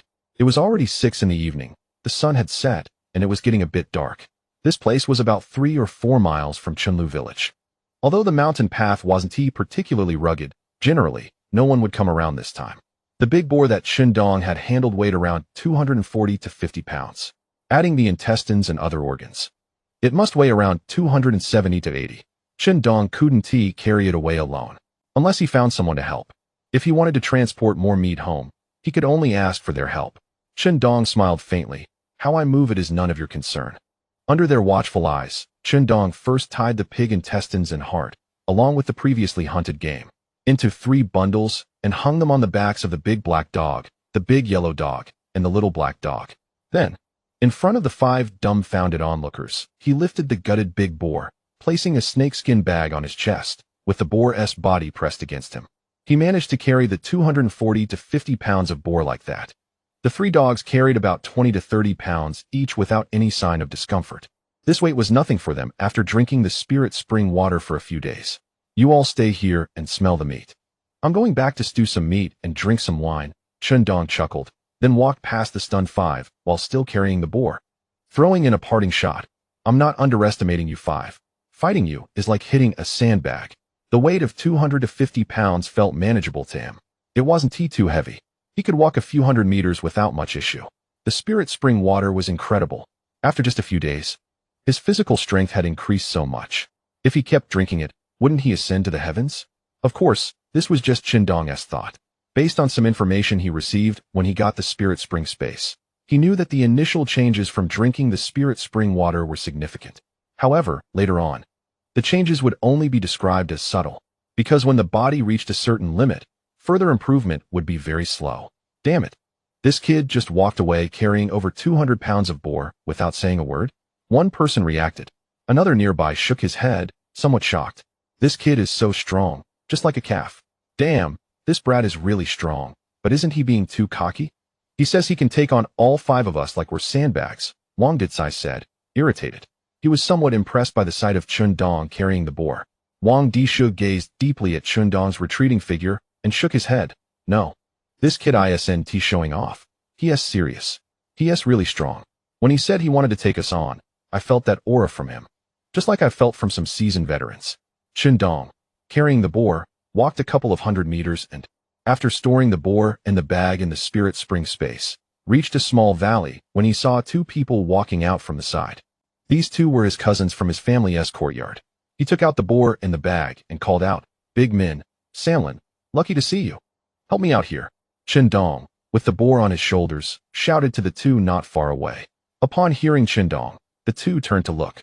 In the dim light of dusk, they saw an enormous wild boar standing upright, and it was talking to them. The 2 were so scared they froze and exchanged glances. "Run," The wild boar has become a spirit and is going to take us. Run. One of them shouted, and they both took off running. Chapter 17. The little sister-in-law crashes into someone with a ball. Big Min, Sanlin, why are you running? You made me chase you for a while, Chendong said, somewhat out of breath, to the two who were sweating profusely. Just now, he had chased the two for over 100 meters. Mainly thinking that although he could carry the 200-plus-pound pig back alone, it was still a bit tiring. It happened to be a good chance to get his cousins to help carry it back, and he could give them some meat later. But they ran away in fear. At first, Chendong just wanted to chase them, forgetting he was still carrying the heavy pig. He ran about 80 or 90 meters before he remembered about the pig. After putting it down, he caught up to the two in just a few steps. Hearing Chendong's words, Chen Damon wiped the sweat from his forehead and said irritably, Xiao Wu, you little brat, how can you still say that? You were carrying a big boar and talking to us while chasing us. We thought we encountered a wild boar spirit coming to take us away, and we almost got scared to death.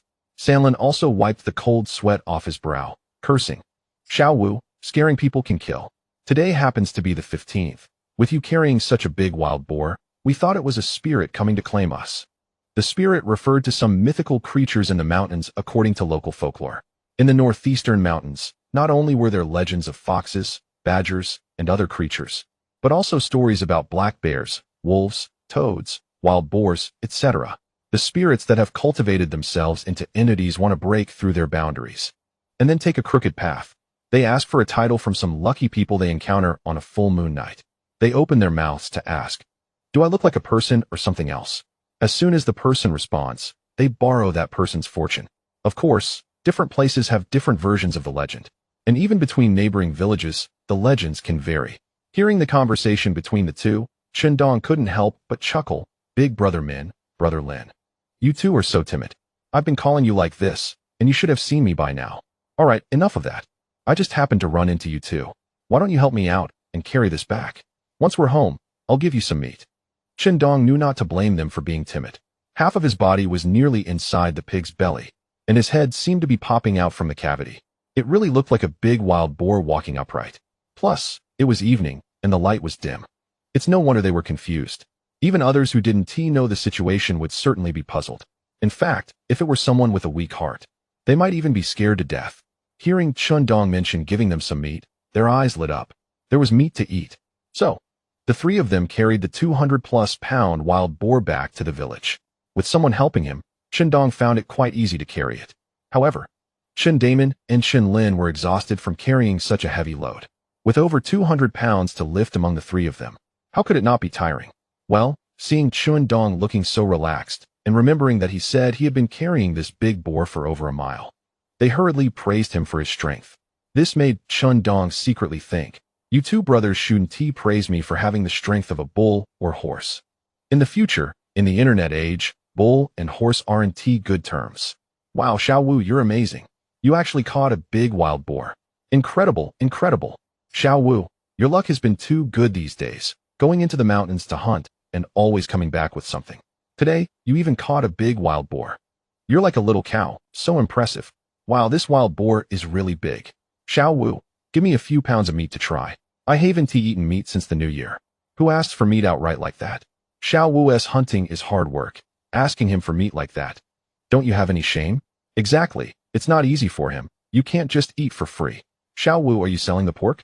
Xiao Wu, how many flying dragons did you catch? My goodness, your luck is too good. But I can't bear to eat the flying dragons. But I would spend money to buy a couple of pounds of wild boar meat. Give me a few pounds of meat. I have a meat ticket for 2 pounds.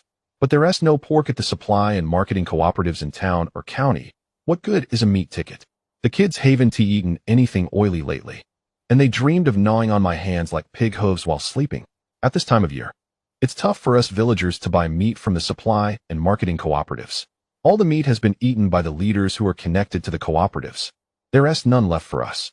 As they passed by a big tree in the village where gossipers were sitting, everyone started praising Chendong for catching such a big wild boar. After all, a wild boar this size is hard to come by, let alone catch. Some people wanted Chendong to give them a couple of pounds of pork for free, but they were scolded by a few sensible people. You can't just think you can eat for free. Although the people from nearby villages are bold, wanting to get something for nothing is shameless. Many people were clamoring to buy meat. Right now, There's no meat available at the supply and marketing cooperatives in the county and town. And having a meat ticket is useless. Even if you have money, you still can't buy it. Seeing the wild boar that Chen Dong brought back, many people's mouths watered. Wild boar meat may be a bit tough, but it's still meat. With the right spices, it can be stewed until tender, comparable to domesticated pig meat. Second aunt, do you want to eat my pork for free? How about I go to your house and kill a couple of chickens? You see, you wouldn't agree to that. I'm definitely selling my pork. Everyone can come to my house to buy it. I've already made a round in the mountains, and if I don't go home soon, my wife will start to worry. Chen Dong smiled at everyone. I will definitely sell this meat. I can't eat all of it anyway. Besides, there are still 6 big pigs in my spiritual space. I will sell it for sure. I need the money to help pay off the 300 yuan I borrowed from Honglian, and I'm looking forward to impressing her. Selling meat is one thing, but it's getting late, and he needs to hurry home. Otherwise, his wife will worry. A couple of days ago, he told Su Yun about going hunting. As he put it, he learned to hunt from his father since he was a child, and he is going to hunt to fill his stomach first. Su Yun didn't say much, just looked worried with teary eyes. Chen Dong understood why she was worried. After all, Jiang Dapeng had an accident while hunting. He reassured her that he couldn't let Jiang Dapeng's accident stop him from hunting, especially since many people in the village hunted.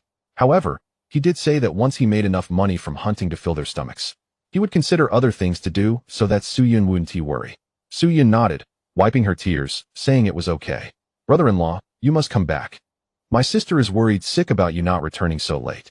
At that moment, a crisp voice came from the side, followed by a figure rushing to Chen Dong and throwing herself into his arms. Who else could it be but his sister-in-law, Zhou Lanxin? But her public display of affection made it seem like they had something going on. Chen Dong laughed and pushed her away. Lanxin, what could possibly happen to me?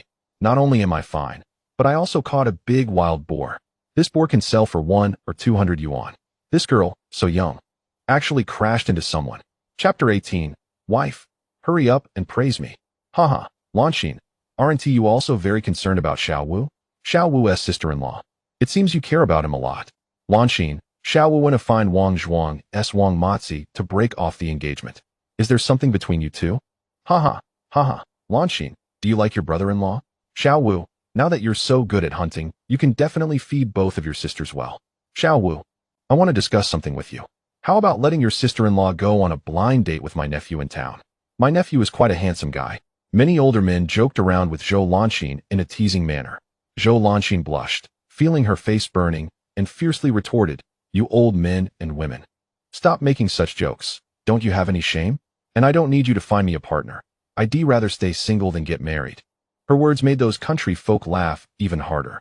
Chen Dong, however, straightened his face and clasped his hands together, addressing the older men and women seriously. Everyone, please don't make such jokes anymore, okay? Please have a little decency. Such jokes shouldn't be made lightly. I may have a thick skin, but Lanxin is just a young girl. It's really a bit too much to joke about her like this. My wife is pregnant right now. What if she hears this and starts thinking too much? The two sisters have it tough coming to our village. I'm not asking you to take care of them, but can you at least refrain from making such jokes? Chen Dong, thank all of you, older men and women, for your understanding. Who wants to buy pork? You can come to my house to buy it tomorrow morning. Don't worry. Everyone will have pork to buy because I know where there's an injured big pig hiding. I'll carry it back tonight, and when I butcher the meat, I'll sell it all together. Tomorrow morning, you all go to my house to buy meat, and I will give everyone a reasonable price. He wants to let the villagers talk less about Zhou Lanxin and his gossip. Mainly, he is thinking about how Su Yun would feel if she heard about this, especially since she is pregnant now. He doesn't want her or the baby in her belly to have any accidents.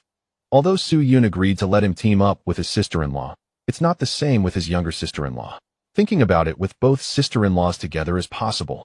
Of course, if he says it directly, it wouldn't be very convincing, but if he sells them a bit cheaper, allowing them to get some benefits, as the saying goes. One is shorthanded when receiving favors. Brother-in-law, why do you care what they say?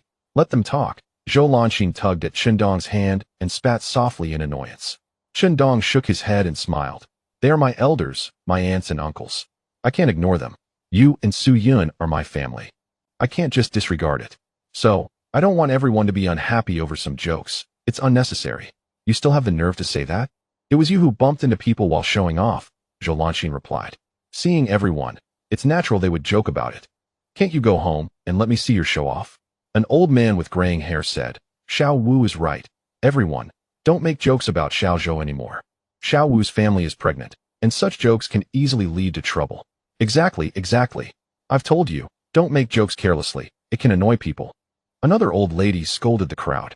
A middle-aged man nearby nodded and said, All right, since Xiao Wu has said so, everyone, don't make such jokes anymore. The two sisters coming to us is already concerning enough. Right, Xiao Wu is right. Xiao Wu is not angry with us, but is saying this to us, which shows he really considers us family. We can't make such jokes anymore. Xiao Wu, you're quite clever. You even know where a big wild boar is hiding. Truly cunning. I want to buy a couple more pounds. Xiao Wu treats us so well. If anyone dares to mess with him again, I'll be the first to stand up against it. Chen Dong spoke subtly, taking both sides' feelings into account, which made these people feel good. The key is that he is giving them a good deal on meat.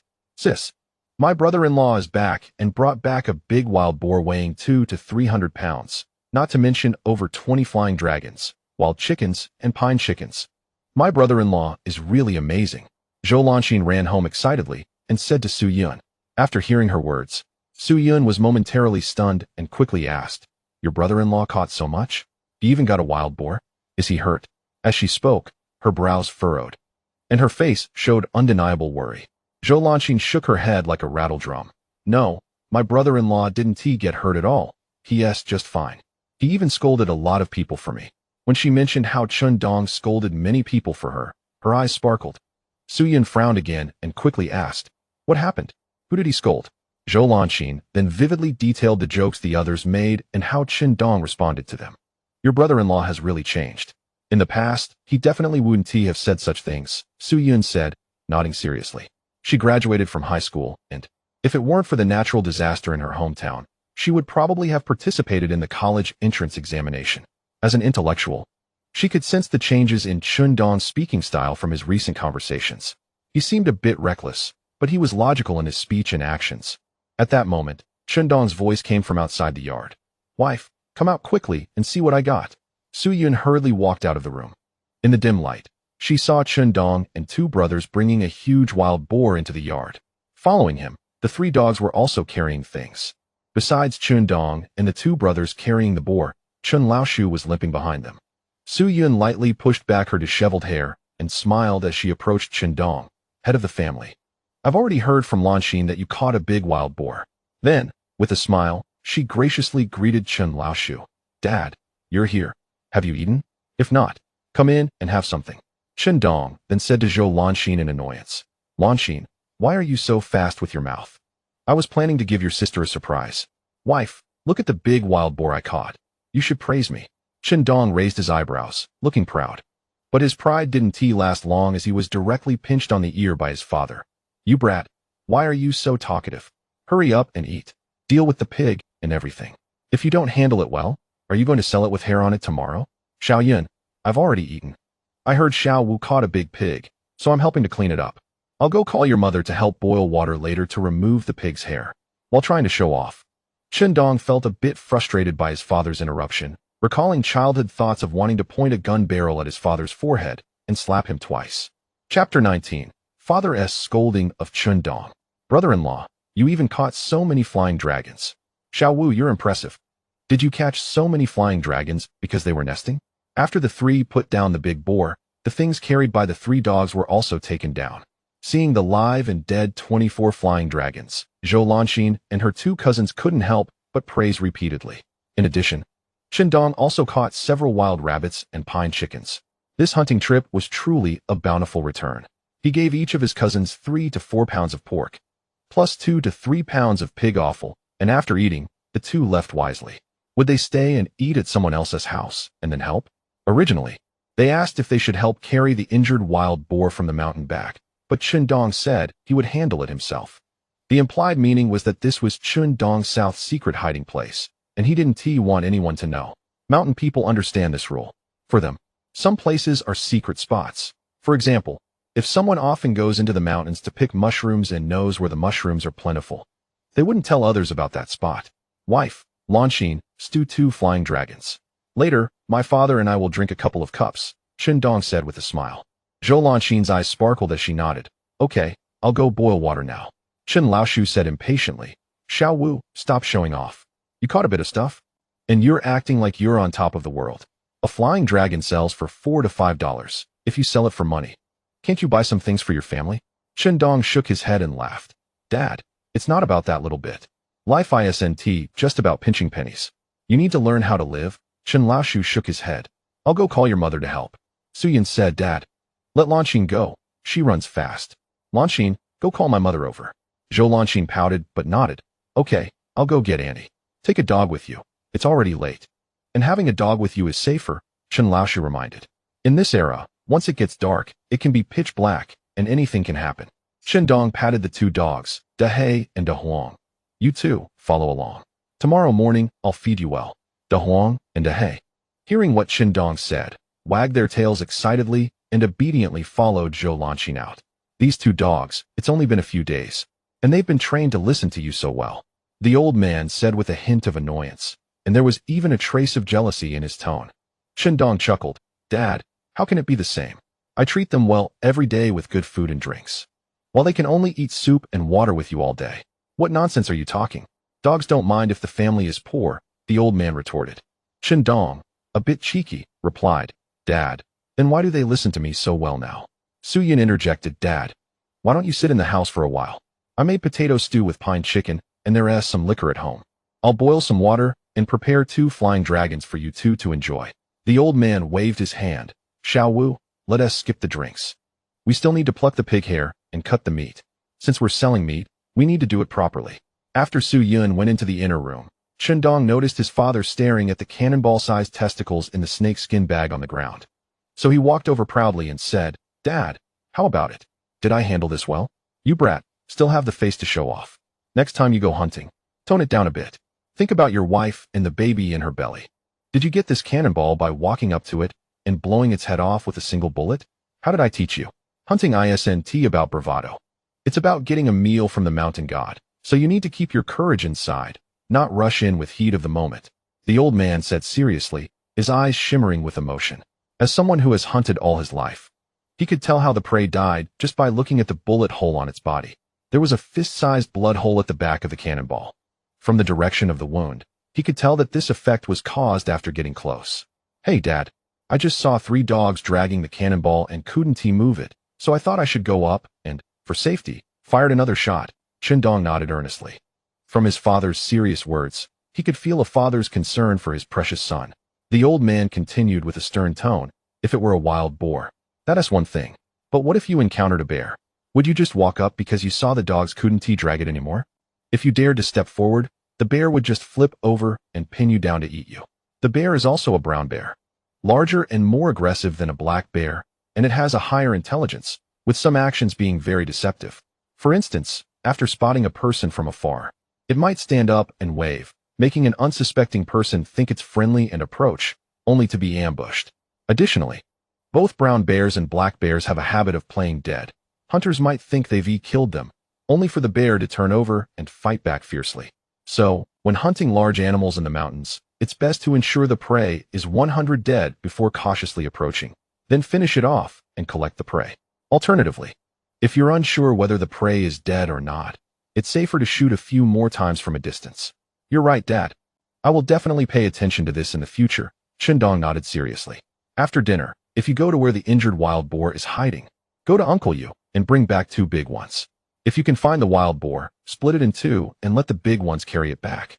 The old man said. Chen Dong mentioned a place not far away in the mountains where he saw an injured wild boar run in. It looked like it wouldn't last long lying on the ground. Since it was close to the village, he thought, why not take this free prey? Originally, the old man wanted to accompany Chen Dong, but he refused, saying he could go alone. It was only 2 or 3 miles away. He had 3 dogs and a gun, so there was nothing to fear. Chen Dong nodded. All right, I'll go over after we finish eating. The big ones refer to the local name for reindeer. Uncle Yu in the village raised several reindeer, compared to horses. They move more freely in the mountains and have certain load-carrying abilities. Especially after heavy snow in winter, reindeer can pull sleds quickly through the snow. Reindeer have some night vision capabilities, allowing them to travel at night. Some hunters in the northern mountains keep a few reindeer to help carry goods or transport prey. While they were talking, Xiao Huang wagged its tail and ran into the house, followed by Zhou Lanxin in front and Zhang Cui behind, both walking into the yard. Besides the two of them, Chen Dong's elder and second sisters also followed. After entering the yard, the second sister Liang Fong smiled and said, "Xiao Wu, I just heard your third uncle next door say you hunted a big wild boar in the mountains, and since you plan to sell the meat, I came over with my sister-in-law to help out." Zhou Lanxin rolled her eyes in response. Chen Dong thought to himself, "Sister-in-law, you say you're here to help, but you're actually just looking for some pork, right?" Chapter 20. Carrying back 2 big wild boars. "Mom, I had great luck today, shot a lot of flying dragons, and then encountered a group of wild boars driven out from the fields of the Disaster King. I fired 2 shots and killed the leading cannonball." Chen Dong ignored his second sister Liang Fong and directly walked in front of his mother to boast. At the age of 80 in his mindset, he could still act cute and playful in front of his younger parents.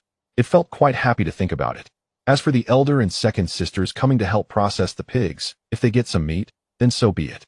Chen Dong mainly didn't want to deal with the trivial matters. The elder sister Zhao Huilan was relatively good, being honest and steady, not one to create much trouble. At least with Chen Dong, she had taken care of him along with her children when his parents were busy. The elder sister had a good relationship with him. Of course, mainly because his 2 older brothers and 2 older sisters all cared for him, the youngest. Plus, with his parents still alive, Chen Dong was living quite comfortably. It was just the second sister Liang Fong who liked to poke around and stir up trouble. The eldest brother Chen Jun worked as a caretaker at Hongxing Forest Farm, which can be considered a public servant. The second brother Chen Liang worked at a repair factory in the county, holding a stable technician job. The eldest brother had 4 children, 1 son and 1 daughter already grown up, the eldest son serving in the army, and the eldest daughter got married last year. The underage second son was in junior high in the county, while the daughter stayed in the village with the elder sister-in-law. The second brother had 2 sons and 1 daughter. The eldest son was already 14, attending junior high in the county, while the younger children were studying in the village. As for the 2 sisters, they married well. The eldest sister settled in the county, and the second sister married in the neighboring town. And Chen Dong, the youngest, was left at home to guard the house. Hearing Chen Dong's words, Zhang Chui's face lit up with a smile. "Xiao Wu, look at you beaming with pride." Since that day when Chen Dong told her those words, and over the past few days he started hunting again, bringing in plenty of game each day. It made Zhang Cui quite happy. As for her earlier concerns about Su Yun, it was because she felt that Su Yun, along with Zhou Lanxin, was a burden, which made her worry for her precious son. However, since Chen Dong made his stance clear, what could she, as a mother, say? With Chen Laoshu beside her to advise, she had come to understand some things. Su Yun and Zhou Lanxin were indeed quite capable. Since they got married, they had been managing the work in the fields and at home. As for Chen Dong, she knew her son's temperament. He wasn't cut out for field work, spending his days wandering in the nearby mountains with 2 childhood friends. From another perspective, she found Su Yun quite pleasing now. The key is that she is still carrying the Chen family's child. Second sister-in-law Liang Fong laughed and said, "Mother, Xiao Wu must be proud. This big wild boar, combined with so many flying dragons, will sell for a hefty sum. It could amount to several months' wages for elder brother and Si Liang." Elder sister-in-law Zhao Huifan also laughed. "Xiao Wu, you're pretty capable." "Mother, elder sister-in-law, second sister-in-law, you're here. I was just about to make braised flying dragon. You came just in time. Let us sit down and eat together later," Su Yun said as she walked out of the kitchen, a faint smile on her face. Chen Dong nodded. "Yes, mother. Elder sister-in-law, second sister-in-law, you all eat a few chopsticks of flying dragon before working." The women helped to process the chicken feathers and skin the wild rabbits. Soon, a small bowl of hazel mushrooms stewed with flying dragon was ready, exuding a delicious aroma. In addition, there was a large bowl of quite fatty wild boar meat stir-fried with wild onions, fragrant and appetizing. A big plate of dried chili stir-fried pig liver, with a hint of flavor. Plus, the potato stew with wild rabbit meat that Su Yun had made earlier. The whole family gathered around happily to eat. The 4 children from elder sister-in-law and second sister-in-law's families also came, as Su Yun had said to call them over. The 4 half-grown kids' eyes lit up at the sight of so much meat and dishes. Most of the food was eaten by the 4 of them. "Dad, Mom, sister-in-law, you all keep busy. I'll go over there and quickly check. We can't let that wild boar be discovered by someone or carried away by wolves," Chen Dong said jokingly while eating, then led 2 reindeer and 3 dogs outside. He held a flashlight to illuminate the path ahead. The reindeer were borrowed from Uncle Old Fish, whom Dad limped over to find before dinner. In his words, Uncle Fish was a bit peculiar, and Shindong might not get the reindeer unless it was his old partner asking. Of course, Dad took about 3 pounds of pork as a gift when he went. To borrow someone's reindeer, he had to bring some benefit. He had tried to bring the 2 reindeer into the Spirit Spring space. Seeing that he could bring the reindeer and boosted Shindong's confidence in hunting alone, he planned to buy 2 large reindeer when he had money and train them well. In the future, when he hunted enough game, he would summon the reindeer to pull back all the game as he returned to the village. That way, others would see that he caught so much game and wouldn't doubt how he acquired it. After all, with reindeer carrying the game, as long as they saw it, there would be no suspicion. The 2 reindeer were essentially like actors in a play. He couldn't just carry so much game back by himself, right? To put it plainly, it was just a legitimate reason to make it look like he had hunted so much. In a bit, I'll bring 2 pigs home. Let Mom and Dad help clean them up, and we can sell them early tomorrow. If they don't sell out, I'll go to the market in town to sell them. I need to make more money to gather enough for 300 to help Sister Honglin pay off her debt. Tomorrow morning, I'll swing by Sister Honglin's house. Bring them some meat, and casually mention the pregnancy. Her period should be over, right? How could she be pregnant if she didn't have her period? Shindong thought to himself. Soon, he walked with the reindeer about 2 miles from the village, surrounded by low shrubs and small hills, and took out a wild boar weighing about 170 to 180 pounds from the Spirit Spring space. He quickly opened it up with a knife, and the entrails were removed, hanging the small intestine and lungs on a tree as offerings to the mountain god. With a hand axe, he chopped the wild boar in half. Under the flashlight's illumination, he hung the 2 halves of the wild boar on the backs of the 2 large reindeer, securing them with ropes. Then, Shindong wanted to take out another wild boar, also around 170 to 180 pounds, from the Spirit Spring space. However, he accidentally discovered a plate-sized object emitting a faint glow appearing in the area where the Spirit Spring gathered. What is this? How did such a thing suddenly appear? Shindong wondered, trying to control the glowing plate with his mind to appear in his hand in reality. But he found that he couldn't control it at all. As for what purpose this plate had, he had no idea. This made Shindong worry, but then he thought, what am I worried about? I'm already reborn. Thinking this, Shindong relaxed. He took out the 170 to 180 pound wild pig and simply hoisted it onto his shoulder. Carrying a 200-pound cannonball was easy compared to this 100-pound pig. Originally, he thought to take the pig out of the Spirit Spring space just before reaching the village to avoid carrying it for too long. But then he thought, why not fully commit to the act and just carry it? It's not too far anyway. After walking for less than half an hour, he returned home. When everyone in the yard, gathered around the bonfire, saw the 2 halves of the wild boar on the reindeer and the big wild boar on Shindong's shoulder, they couldn't help but be stunned. Xiao Wu, my dear, you've brought back 2 big wild boars again. His mother exclaimed in disbelief. Chapter 21. Borrowing a gun. I was lucky. When I got to the place, I found 2 heavily injured wild boars lying there. I shot them both dead. It turned out to be a male and a female. They must have been a couple, so I took them to meet the mountain god, Shindong said, throwing the big pig he was carrying onto the ground and smiling at everyone. Xiao Huang circled around Shindong, wagging its tail and making sounds as if to say, Master, I'm not human, but you're really a good dog. Xiao Wu, your luck is really incredible. With these 2 big pigs and those flying dragons, you could sell them for 400 to 500, right? His mother came forward, touched Shindong's arm, and then looked him up and down to confirm he wasn't hurt. Only then did her furrowed brow relax. Meanwhile, Suyin looked at him with a concerned expression from not far away. Shindong made a face at her, signaling that he was fine, no worries. Brother-in-law, your luck is unbeatable. You even encountered a male and female wild boar hiding there. Now you can sell them and buy a 2/8 big gun for me to buy clothes. Zhou Lanxin said excitedly. Shindong quickly gestured to Zhou Lanxin, pretending to be displeased. What do you need new clothes for, staying at home all day? If we're buying, it should be for Mom and Dad first.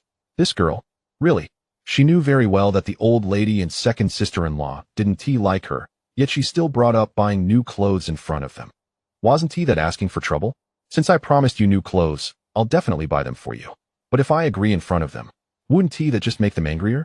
Mom and Dad, once we sell the meat and make money, I'll get you both a couple of new clothes. Shindong said with a smile to his mother. Zhou Lanxin realized she had said the wrong thing and immediately stuck out her tongue. His mother sulked. I don't care, you can buy them if you want. Shindong stepped forward, playfully shaking his mother's shoulder. Mom, I'll definitely buy them for you. Second sister-in-law chimed in sarcastically. Xiao Wu, you're so lucky, making money and buying things for our mother first. All right, second brother's family. Why are you being so sarcastic over there? It's not easy for Xiao Wu to earn some money. Whatever he buys, he should pay off the debts first. The corn seeds were borrowed from your fifth uncle, and it's only been 2 days since borrowing them. Just pay him back now, and I'm sure he won't ask for interest. Otherwise, when harvest time comes, you'll have to give him an extra 200 pounds of corn as interest. Second sister-in-law immediately pouted and didn't say a word. She originally wanted to stir up trouble, but unexpectedly, the old lady turned the fire onto her. Seeing Chun Dong carrying back 2 big wild boars made her a bit envious, and she was calculating how much money these 2 wild boars could sell for. Plus, with those 20 flying dragons, several wild rabbits, and pheasants, selling for $300 to $400 shouldn't be a problem. Her husband, Chun Liang, only earns $60 a month. A single hunting trip by Chun Dong could earn more than his half-year salary. How could she maintain a balanced mindset? The eldest sister-in-law nodded and said, Yes, Xiao Wu, you need to learn to live your life and earn some money. First, pay off the debts. No debts means a lighter burden. Xiaoyan, you will manage this money in the future. It can't fall into Xiao Wu's hands. The corn seeds planted in the spring were borrowed from Uncle Wu's family in the village. Uncle Wu is the captain of the village production team, and now that land has been allocated to individuals, the production team is basically just a name. At most, when there are collective projects in the village, there will be some division of labor. Otherwise, everyone tends to their own fields. Uncle Wu is acquainted with the seed station people, and now that land has just been allocated, some families don't have much money, so the seed station can provide seeds to villagers. But they need a respected person in the village to act as a guarantor. When harvest time comes, a certain amount of grain must be given as interest. The corn in Chundong's family was planted using borrowed seeds. In addition, he also borrowed money from his elder brother and 2 sisters, accumulating over $150 in debt. Buying things. Xiao Wu, you should pay off the debts first. Don't act flashy just because you have a bit of money. Your wife has been pregnant for 3 to 4 months now, and you'll need money in the future. The old man said, If that's not possible, at least buy your wife a couple of outfits so she can go out looking decent. It'll also bring you some face. Su Yun quickly shook her head. I don't want new clothes. Let's pay off the debts first. It's not just about paying off debts. Sister Hong Lian is also waiting for Chun Dong to help pay off her debts.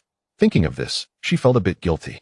If it weren't for her wanting Chun Dong to help Sister Hong Lian, he wouldn't have to take such risks and work hard to hunt. Xiao Wu, what are you cooking at home? The whole village can smell it. A male voice called from the front door. The dogs, Da Huang, Da He, and Xiao Huang, didn't bark. The newcomer was an acquaintance. A tall man in his mid-20s with a crew cut, looking quite neat, rode a bike with a front light into the yard. The torchlight illuminated the newcomer's appearance vaguely. Actually, there was no need for the torchlight. Just by the voice, Chun Dong knew who it was. It was his childhood friend, Chun Guoli, nicknamed Ermao. Chun Dong, Ermao, and another childhood friend, Da Fei, used to ride Ermao's bike around nearby villages or go wandering in the mountains. Ermao, your nose is quite sensitive. You came at the right time. I'm making pig offal and pig head meat. I was thinking of calling you, and since you're here, let us eat. Chun Dong said to Ermao with a smile. Ermao balanced on one leg, flicked his crew cut, and laughed. It's not that my nose is sensitive. It's that the whole village smells like pork. Ha ha ha. Uncle, aunt, sisters-in-law, Ermao greeted Chen Laoshu, Zhang Chui, and his 2 sisters-in-law after parking his bike. Chen Laoshu nodded with a smile. Hom. Zhang Chui laughed. Ermao, you dressed so neatly. Where have you been? Coming back so late. You weren't out looking for a girlfriend, were you? What girlfriend? My brother saw me idling at home all day and insisted on taking me to the police station to have a look. Saying he wanted me to be a temporary worker, Ermao shook his head helplessly. Second sister-in-law happily said, Ermao, that's a good thing. You can work as a temporary worker at the county police station. If you get a chance later, you can become a regular. With your brother's position in the armed work team, arranging for you to become permanent won't be difficult, right? Ermao shook his head. Sister-in-law, you're thinking too simply. It's not that easy. Being a police officer means being out in the wind and rain every day, and when something happens, you're the first to rush in. It's not easy. It's better to farm peacefully. Chun Dong pulled Ermao into the house, then cut a large piece of pig intestine and a big chunk of pig head meat. chatting and drinking while letting his parents and sisters-in-law help clean up the 2 pigs he had just brought back. He just happened to have something to discuss with Ermau. Mainly, he needed to borrow a gun. This afternoon, facing those wild boars made him feel an even more urgent need for a powerful long-range gun. Chapter 22. Mom. What does it mean that my sister-in-law is pregnant with my child? Xiao Wu, you have no idea. I went to the county police station today, and they made me stand at attention and march. It was exhausting. My feet are so sore from standing that they're like stiffened. The key is that there are so many rules and regulations. Those regulations are simply unbearable. After taking a sip of sorghum liquor, Ermau picked up a large piece of pig head meat and continued to speak vividly, then wanted to take off his shoes to show Chun Dong the calluses on his feet. Calluses are just corns. Chun Dong pressed down on his hand and scolded. Ermau? Stop messing around. I'm eating here, and you want me to look at your feet? Isn't that gross? Since your dad and brother want you to go to the police station, just go ahead. It's normal to endure some hardship at first. Ermau's older brother, Chen Guozhu, is a squad leader in the county armed work team. Ermau's father participated in the Civil War and later fought against the Americans. After coming back from the battlefield, he was assigned to work in the county. He retired due to illness a few years ago and has been enjoying his old age in the rural hometown. He has a cherished 56 semi-automatic rifle. In a while, Ermau will join the county police station as a temporary worker, and a few years later, he will become a regular, but not long after becoming a regular, he will die in the line of duty. It's not that Chen Dong wants to push him into the fire, but there are still 7 or 8 years until his sacrifice, and by then, Chen Dong will naturally think of ways to prevent this from happening. Moreover, Ermau joining the county police station will also be helpful to him. As the saying goes, having connections makes things easier. His family doesn't have any strong connections, so Chen Dong can only think of ways himself. Hunting certainly can't be a lifelong career, even if he has the Linquan space. Hunting is no different from tying his life to his pants to work. Next autumn, when the country issues a formal document supporting individual businesses, relying on his experience in doing business in a past life, he thinks it won't be hard to make a lot of money. In his previous life, he was able to start a business thanks to another childhood friend, Chen Dafei. Soon, he was pulled into the city textile factory to work on the sewing machine. And through him, he connected with Dafei's brother-in-law, allowing them to buy goods from the textile factory cheaper than others. And he was also authorized as the salesperson for external promotion of the textile factory. This helped Chen Dong slowly accumulate capital, later starting a clothing factory. And a few years later, expanding the business to Hong Kong. To succeed in business, apart from relying on oneself, one also needs connections. Especially in this era, without connections, it's difficult to make progress. Power is more important than money in this era. Even a small official is not someone an ordinary person can provoke. I can't help it either. If I don't go, my dad will really hang me up and beat me. You know how my dad can be when he's angry, Ermau said, shaking his head, looking helpless. I heard from San Chong that you've been hunting recently, bringing over the old man's gun and dog, and making a decent catch every day. Today, you even shot a big cannon egg. No, not just one big cannon egg, but also the 2 big pigs I saw earlier. Xiao Wu, how about letting the old man talk to my dad and have me team up with you for hunting? Ermau took a sip of alcohol and habitually raised his eyebrows to discuss. Chen Dong shook his head and jokingly scolded. Forget it. Even if my dad goes to talk to him, your dad's temper won't agree, and he might even beat you harder when the time comes. Besides, hunting isn't as easy as you think. I just don't have good opportunities. If I could get into the Public Security Bureau, I want to secure a stable job too. I hunt out of necessity. My ancestors were hunters, and I've been left at home to guard it. Just talking about today, as hunting the big cannon egg is quite tricky. Fortunately, the 3 dogs were strong enough. Otherwise, I wouldn't know how to handle it. Teaming up with him for hunting is better off. Business with good buddies is similar. This is the profound experience Chen Dong has gained from years of doing business in his past life, even through personal experience. With the spirit spring space on me, I don't need to team up. Being a lone wolf is just fine. Speaking of which, it really is that matter. My dad is determined to make me work as a temporary worker at the Public Security Bureau. If I don't go, getting beaten is certain. Ermau sighed immediately. Chen Dong saw that the opportunity was ripe and then whispered, Ermau, can you lend me your dad's 56 semi-automatic for about 10 days to half a month? Don't you have the old man's double barrel? Ermau asked. Chen Dong shook his head. The double barrel shoots too close. The reason I managed to kill the big cannon egg this time was that in a moment of impulse, I ran up to it and shoved the gun barrel against its forehead, killing it right then.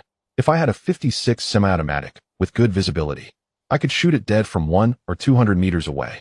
As long as it dares to come over, I don't believe a box of bullets wouldn't kill it. The 56 semi-automatic has 10 bullets in a magazine. What the hell, are you crazy?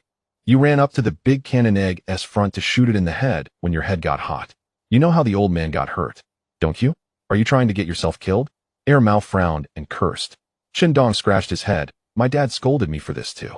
I'll definitely remember it in the future, which is why I thought of borrowing the 56 semi-automatic from you. If I'm lucky, after 10 days or half a month, I'll have the money to buy a 56 semi-automatic, and I'll return your dad's to you. That 56 semi-automatic of my dad's is treated like a treasure. He usually doesn't even let me touch it. If I say I want to borrow it, I guess it won't be easy. Mao looked troubled. Dong then whispered, I have an idea. Just say you want to practice shooting with the gun. I'll say I want to join the Public Security Bureau, so I need to practice shooting. By then, I'll leave the gun at the Public Security Bureau. If he doesn't give me the gun, I want to go to work at the Public Security Bureau. Even if he treasures the gun, he'll have to give it to me. Mao chuckled at Dong's suggestion and said, but if you catch something good while hunting, don't forget to leave some for me. No problem. When you leave later, take 2 flying dragons back, and I'll have your mother stew them for you tomorrow. Dong waved his hand and smiled. Borrowing the 56 semi-automatic shouldn't be a big deal. Forget it, flying dragons are too expensive. Just sell them in town tomorrow for some cash. Mao shook his head. In the end, Mao left feeling a bit tipsy, still carrying 2 pounds of pig head meat. The elder sister-in-law and second sister-in-law helped until 10 o'clock because the kids needed to go to school. Then they took home a few pounds of pig meat, a couple of pounds of offal, and some pig blood cake. The second sister-in-law also took 2 pig kidneys, saying that when the second brother comes back in a couple of days, she'll make sure to nourish him well. As for the big cannon egg that was the size of a basketball, Dong kept it, saying a friend wanted it and would take it to him once it was marinated. You eat what you supplement. Thinking about soon getting into bed with Sister Hong Lian, Dong felt that even though he didn't lack anything, it's still good to supplement a bit more. The big pig that Dong brought back later, when he first took it out of the spirit spring space, was still in a freshly dead state with quite a bit of blood inside. He drained a whole basin of fresh blood. His mother used this small basin of blood, mixed it with cornmeal and bean flour, added some wild vegetables and salt, to make a big pot of pig blood cake. Simply pouring hot water won't do for pig hair, especially wild boar hair. The local method is to boil edible rosin into a liquid, then pour the boiling rosin over the pig's body. Quickly pouring cold water allows the rosin to solidify. Then the solidified rosin can be peeled off in pieces along with the pig hair. The tiny fine hairs can be easily burnt off with a light flame. Wife, you should go rest early. Mom and Dad, you should go back to sleep too. I'll stay with Lon Xin to watch the pot. You two have been busy all night. It must be exhausting. Dong said to his parents sitting in front of the stove. The hair of the 3 pigs had already been cleaned thoroughly, and the offal, split pig heads, and pig trotters, along with plenty of spices, were being marinated in the pot. My mother and I will wait until this pot of marinated goods is done before we head back. The timing for marinating is crucial. Many people love this dish, and surely many will want it tomorrow. His dad picked up a fire stick and poked at the burning wood inside, making the fire much stronger. Xiao Wu, hurry up and rest. You've got a belly. It's better for both the adults and kids if you rest early. As for the late night work, let Xiao Wu and Lon Xin handle it. The old lady said to Su Yun. Zhou Lon Xin habitually retorted, Aunt, why do you get to make me stay up late too? Su Yun quickly spat. Lon Xin, what are you saying? The old lady said irritably. You girl? If you also have my Xiao Wu's child, I wouldn't let you stay up late either. Dong quickly cleared his throat. Mom, what are you talking about? Wife. Lon Xin, you both go rest. I'll keep my parents company. Sister-in-law, sometimes my mother and second sister-in-law don't see you eye to eye. And that's also right. You need to look for your own reasons too. As for Mom, what are you talking about? What do you mean by her having my child? If you say that, what if my wife starts to have wild thoughts? Old lady, what nonsense are you talking? Lon Xin is Xiao Yun's sister. She just lives in our house. If you say that, will it still allow the girl to get married in the future? What will her in-laws think? Dad sternly retorted to Mom. Chapter 23 Su Yun, clear the house for you and Sister Hong Lian. The old lady retorted back angrily. It's because this girl always argues. Su Yun quickly said, Mom and Dad, enough. Let's not ruin our mood over a small matter. Then she spat at Zhou Lon Xin. Lon Xin, you two, sometimes don't always argue with your aunt. Shindong shook his head and waved his hand. Mom and Dad, my wife is right. Do you really need to argue over such small things? What if you end up arguing about health? That would be so unnecessary. Wife, don't think too much. My parents have been bickering for a lifetime. Lonxin, you should say less in the future. I know you're tired from working and feeling a bit moody. Once we sell this pork for money, I'll definitely buy you some clothes. All right, wife, Lonxin, you two go rest. I'll stay with my parents to tend the fire and chat with them. Sweat. One side is my parents, and the other is my wife and sister-in-law. Stuck in the middle, talking to both sides, I can't favor either. And I have to placate both. What can I do? He gave Suyun a glance while speaking, and Suyun responded with an then told her parents that they should go rest. Little 5, you should focus on this girl. If you get emotional just from doing some work, how will you manage if you find a wife in the future? You'd be climbing walls 3 days and peeling tiles 2 days. The old lady said intentionally in a voice loud enough for Zhou Lanqin to hear. The old man beside her reached out and patted the old lady's hand, frowning as he whispered, "There's nothing going on. Why are you causing trouble?" Shindong sat down next to the old lady, placed his hand on her shoulder, and gently massaged it, then smiled. "Mom, I know you're on my side, but Lanqin lives in our house and helps out every day. I treat her like family. You can't just pick on her. You should also see her good side. She only has me and my wife as family. If I don't pamper her, how can it work? Just think, when my wife has a baby, Lanqin can help take care of the child, and you'll have it easier." Zhou Lanqin had an older brother who had spent a few years in the southern monkey battlefield before getting injured and returning home. After learning about the flood in his hometown, he tried to find his family and eventually learned that Zhou Lanqin was still alive. However, when he arrived at Qinliutuan, he heard that Zhou Lanqin had died a year ago. After understanding the situation, he beat Shindong severely, which resulted in his current state. The old lady immediately laughed sarcastically. "Little 5, you've learned to be a peacemaker, pleasing both sides. When did you become so crafty?" Shindong chuckled. "Mom, you're saying this, but you're my mother, and on the other side are my wife and her sister. How could I not please both sides? If either of you is unhappy, I feel uncomfortable." The old lady couldn't help but smile. This is better than your father. Back then, your grandmother often pointed fingers at me, but your father wouldn't dare say anything to her. Instead, he kept telling me to speak nicely to your grandmother and that we should all get along as a family." Thinking of this made her angry. The old man, with a stiff neck and glaring eyes, said grumpily, "Where did I say anything wrong? We're all family, just endure it. Haha, why bring up the past? Dad and Mom, the future will get better. Just wait for good days to come," Shindong said. "What is the use of digging up old accounts? Life moves forward. Let us look ahead." Sweat. Shindong had to play peacemaker for the elders again. In the inner room, Suyun whispered to Zhou Lanqin, "Lanqin, don't be so stubborn in the future. You heard it. Your brother-in-law is the one caught in the middle and feeling the most uncomfortable." At this point, she felt a bit moved. She could understand the difficulty Shindong faced being stuck in the middle. He had really changed. In the past, when the old lady spoke about her or Zhou Lanqin, he would either be tight-lipped or tell her to endure it. She didn't need him to say it. She was already enduring, but feeling wronged, she could only swallow it. Now, Shindong could say this, and she chose to endure it. But she felt happy inside. "Sister, I understand." Zhou Lanqin nodded with tears in her eyes. The young girl, lively in character, seemed carefree, but inside, she was very sensitive. Otherwise, she wouldn't act like a prickly hedgehog, always retorting when others spoke. Previously, she had a happy family, loving parents, and siblings. But then, a natural disaster took away her family. She longed for care and affection, especially when she saw how Shindong and Suyun interacted. Her desire grew even stronger. "All right, your brother-in-law treats you like family, so you need to be good to him. Your aunt doesn't mean any harm. She just feels for your brother-in-law and worries he's working too hard. It's normal for a mother to feel for her son. Look, your brother-in-law said in front of your aunt that he wants to buy clothes for you. He's just trying to protect you. So you should understand and empathize with him." Suyun gently patted Zhou Lanqin's head and smiled. Hearing this, Zhou Lanqin broke into a smile and nodded. "By the way, about your brother-in-law and Honglian sister's connections," Suyun said, somewhat annoyed. "You little brat. Why are you asking so many questions?" "Humph, I'm not a little brat," Zhou Lanqin scoffed. After midnight, their parents carried some pork, braised offal, and pig blood cake back to their old house on the hillside. Last year, when Shindong got married, their parents volunteered to move to the adobe house left by Grandpa on the mountain. leaving their brick house for Chundong and his wife.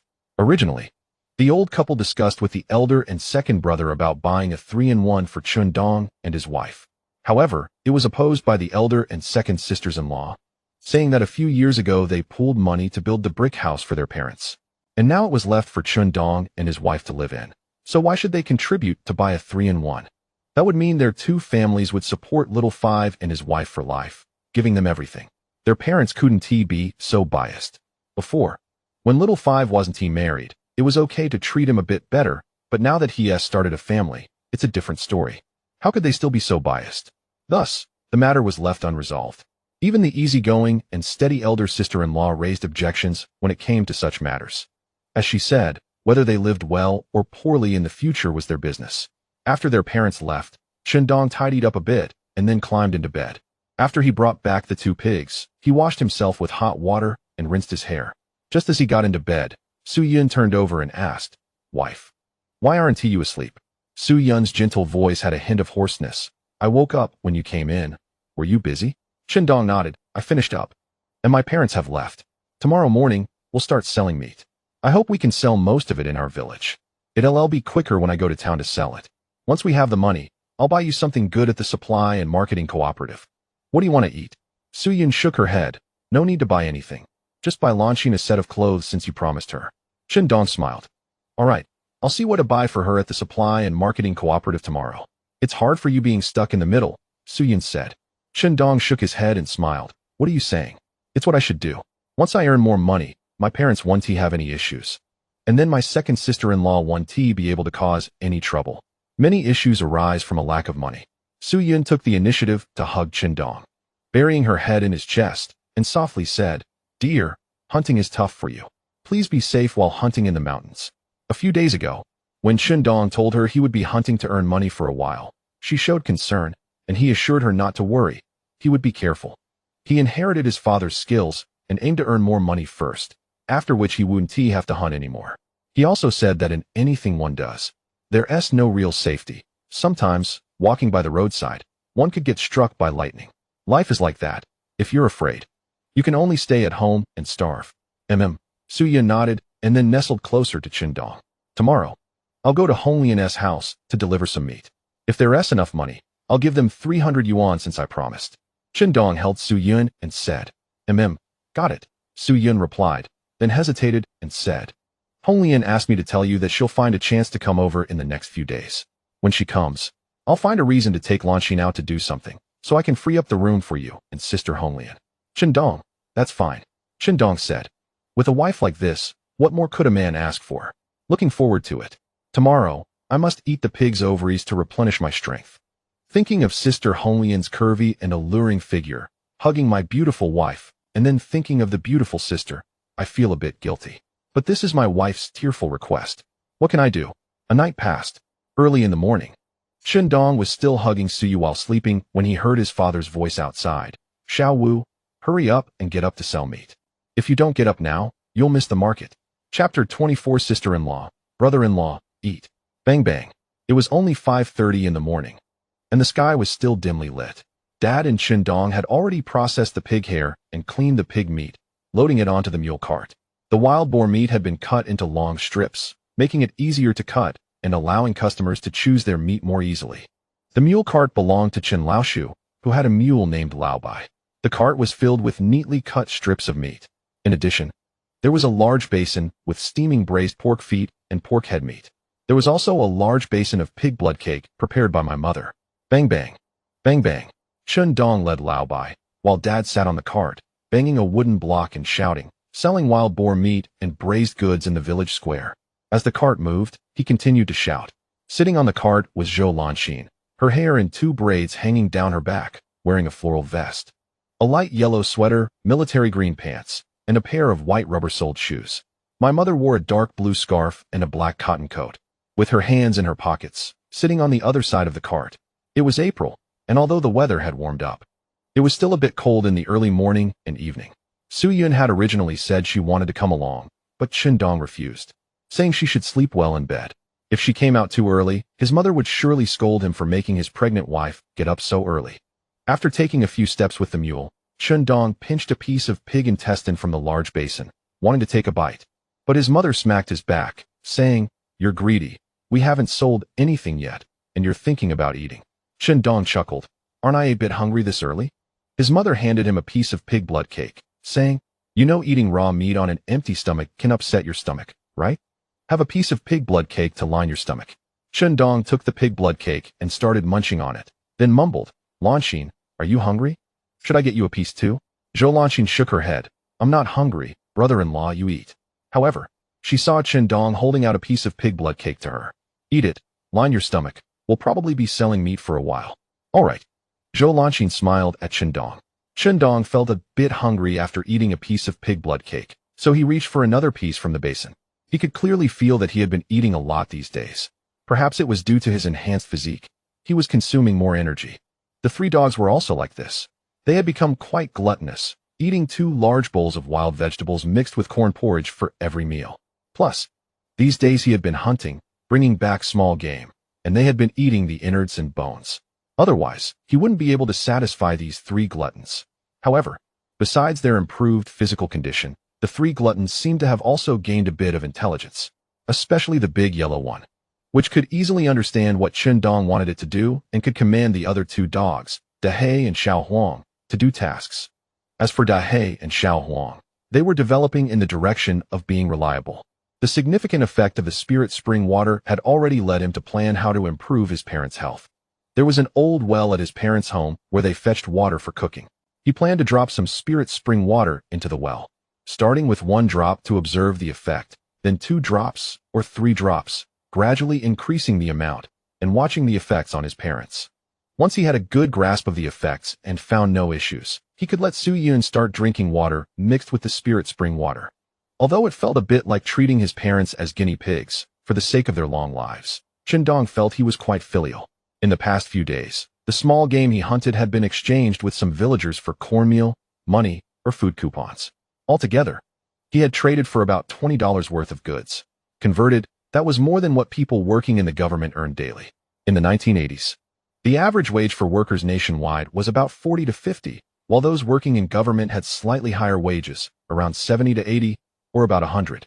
Chun Dong had hunted for 4 to 5 days, accumulating $20, which was quite good. "Xiao Wu, you're just like Zhu Beiji eating ginseng fruit, just greedy," his mother said with annoyance. Chun Dong chuckled, seeing Zhou Lanxin laughing at him too. He raised his eyebrows at her. Soon, they arrived at the village square, and the mule cart stopped in front of a stone mill. Dad called to unload the mule. There were 3 large squares in the village. During harvest time, some people would use the squares to grind wheat or beans. They also grew wheat and soybeans. Not everything was corn. However, whether it was corn, wheat, or soybeans, they were all annual crops. The area south of the Great Wall planted winter wheat, which was sown in autumn and overwintered. In northeast China, they planted spring wheat, which had been selected to adapt to the summer heat. "Second uncle, how much is the wild boar meat?" As soon as they arrived at the square, a young woman approached, rubbing her hands. Chun Laoshu replied, "Bacon is 70 cents, pork belly is 60 cents, pure lean meat is 50 cents. And as for the braised offal, it's 60 cents a pound, and braised pig head meat is 70 cents a pound. Braised pig feet are 80 cents a pound." Different parts have different prices, and the reason bacon is more expensive is that it's fatty. Pure lean wild boar meat is quite tough, so it's cheaper. Raw offal and pig feet are cheaper than pork, but once they're braised, it's a different story. You have to factor in the processing costs and labor. So it's not cheap. The young woman held a large piece of pig fat and muttered. Chun Laoshu said, "Sanfeng's family. The pork at the supply and marketing cooperative in town has gone up to $1, and even with tickets, you can't buy it. Last market day, wild boar meat was 70 to 80 cents a pound. Our meat is on average 10 cents cheaper. Isn't that reasonable? Just after the new year. How can anyone be slaughtering pigs?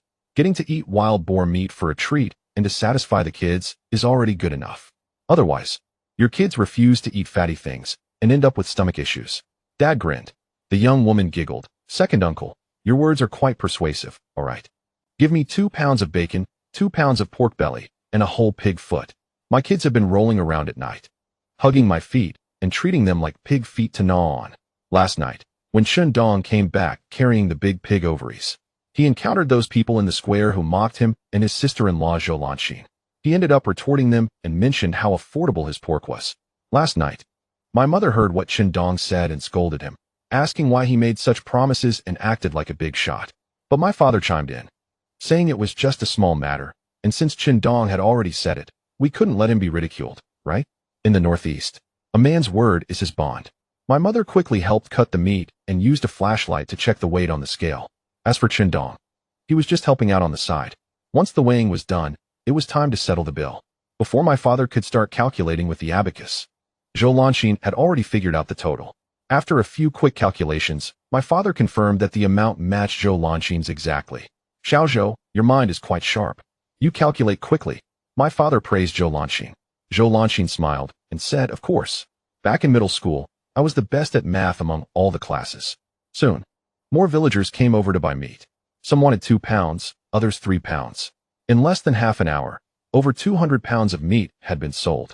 Many people in the village had heard about the wild boar incident from last night, and the aroma from the braised meat that had been simmering all night made many people crave it. Xiao Wu, did you hit the jackpot yesterday? Carrying back 2 big wild boars late at night, huh? Ergo, this is a reward from the mountain god. This price is only available in our village. If I can't sell it all, I'll take it to town and sell it for at least a couple of dimes more. Ershu, this braised pig head meat is quite tasty. Give me a bit more. I'll take this piece of pig lard. There was someone selling wild boar meat in town yesterday, and it was a couple of dimes more expensive. Xiao Wu, you're authentic, bringing the benefits to our village's folks. Xiao Wu, how about 4 pounds of cornmeal for a pound of pig lard? That works. Give me 1.5 pounds of pig lard. How about beans? I still have over 20 pounds at home. Give me a few more pounds of pork belly. I'm visiting relatives this afternoon, and I want to bring some for my aunt.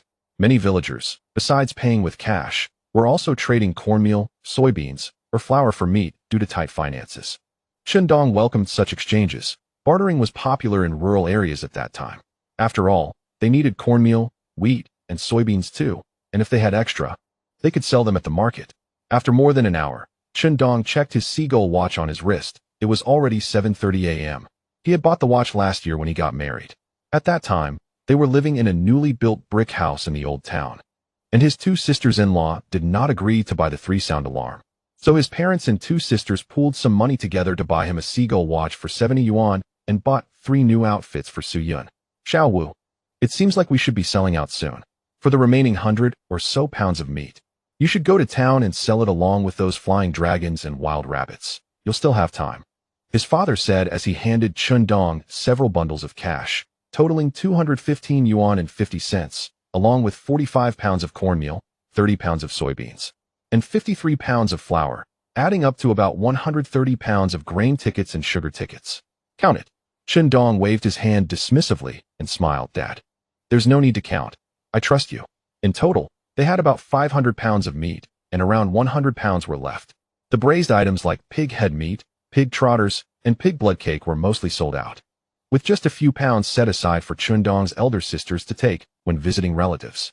The meat selling process was very harmonious, with people in the village chatting and laughing, and many complimented Zhou Lanxin on her beauty. Since they were all from the same village, there was nothing but goodwill. There was no talk of discord. Qindong had offered discounts on the meat, and the weights were generous. The reason so much was sold was that many villagers bought meat not just for themselves, but also to bring when visiting relatives. Bringing a couple of pounds of meat when visiting relatives added to their prestige. People from the neighboring village heard about Qindong selling pork and came over, buying more than 20 pounds in one go. Dad, I'll take a whole one, 15 yuan and 50 cents, as a token of respect for you too. Later, you should take some cornmeal and flour back home. You don't seem to have much left. Qindong smiled. Sweat. The cash is still under 300, but that's normal with so much cornmeal, wheat flour, and so on. If it were all in cash, it would definitely be over 300. It's okay. I'll first give Zhou Honglian 200 to help with the famine, and then in a couple of days, I'll pay back the remaining 100.